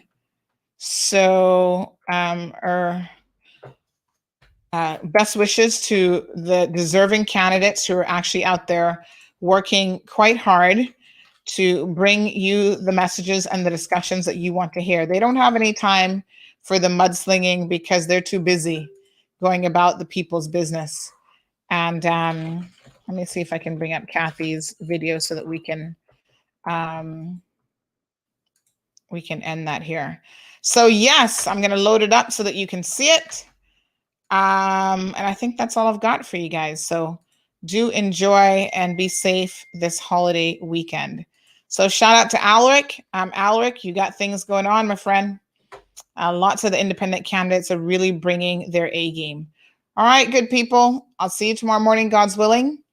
And, just be safe today. And again, there's some in our community who are mourning. So keep that in mind as well as you're out and about.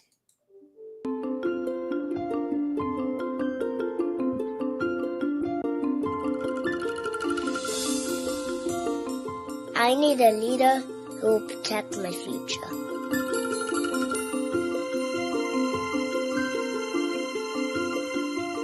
I need a leader who will protect our heritage.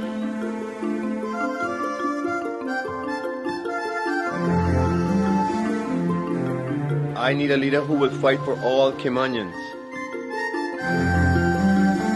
Every day, I feel blessed. I wasn't born to a wealthy family. Growing up, our days were spent on Daddy's boat, sailing, fishing, and swimming in the sea.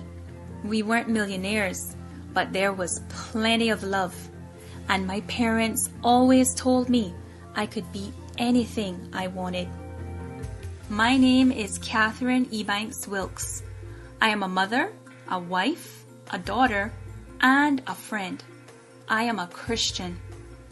I am a working class Caymanian who wanted more. So I worked hard to put myself through law school. I didn't expect to run for office, but after decades of essentially the same representation in West Bay, I had to ask myself, who has Cayman been developing for? Every day seems harder for working families like mine to get by. The cost of living goes up while our income stays the same. Healthcare costs more and covers less. Seniors in our community are struggling for food, bills, or even a little companionship. Our children attending government schools seem to be given the absolute bare minimum standard of an education. Many go to school hungry and endure prejudice, abuse, or worse. And all of this while our beautiful islands continue to be crowded by multi-million-dollar developments for foreign investors on the precious amount of coastal lands we have left. It's clear that very few of the changes I've seen in just my own lifetime have truly been for Caymanians. We deserve a champion. You don't need to be a politician to be a caring member of our community, but debating policies and drafting laws to protect our cherished Cayman Islands and our people is what this election is about. And it's what I promise to do for you and our children and their children with every ounce of my being. That's why I am running for office in West Bay Central. It's time to fight for a Cayman that working families can afford. It's time to fight for a Cayman where our children and grandchildren can get a safe and free education that gives them the foundation to do anything and go anywhere in this world they choose. One where great healthcare isn't just a perk for working at a big firm.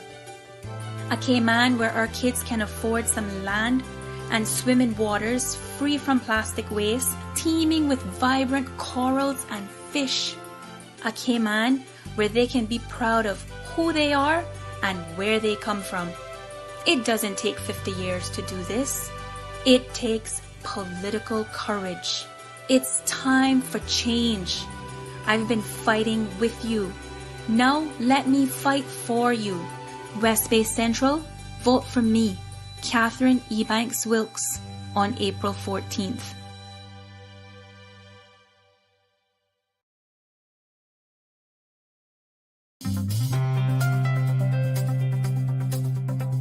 Too many of our young people are finding it difficult or impossible to get jobs, even after gaining the required qualifications.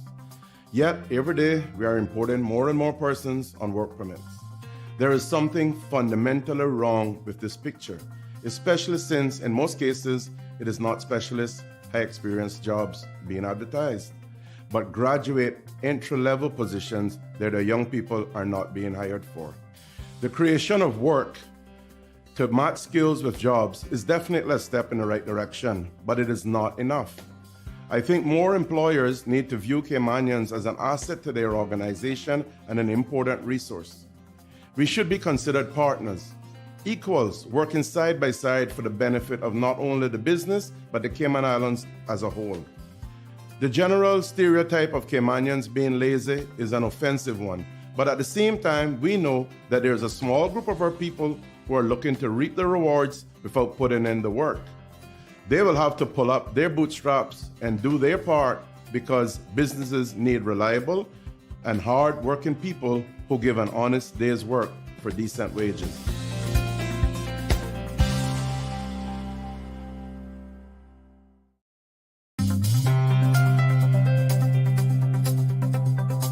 Government has put so much money into education, yet we're still failing to achieve satisfactory student attainment levels, which is really frustrating.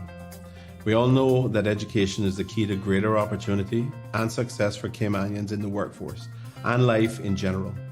Therefore, we need to view education as a priority for ourselves, our children, and for the future generation, and work together to increase the quality of learning that our public schools are providing. I also think teachers need more support overall and should be performance managed, meaning that those who are achieving good results should be appropriately rewarded, and this will hopefully motivate other educators to up their game, which will in turn improve outcomes across the board. Ensuring our education system is constantly improving is an obligation we all share, and we should all be involved as much as we can. For me, that means I'll be taking the time to volunteer to read the classes, to be available to discuss local and relevant issues with teachers, students, and parents, and to continue my track record of being involved in projects and other initiatives to improve our local Savannah Primary School.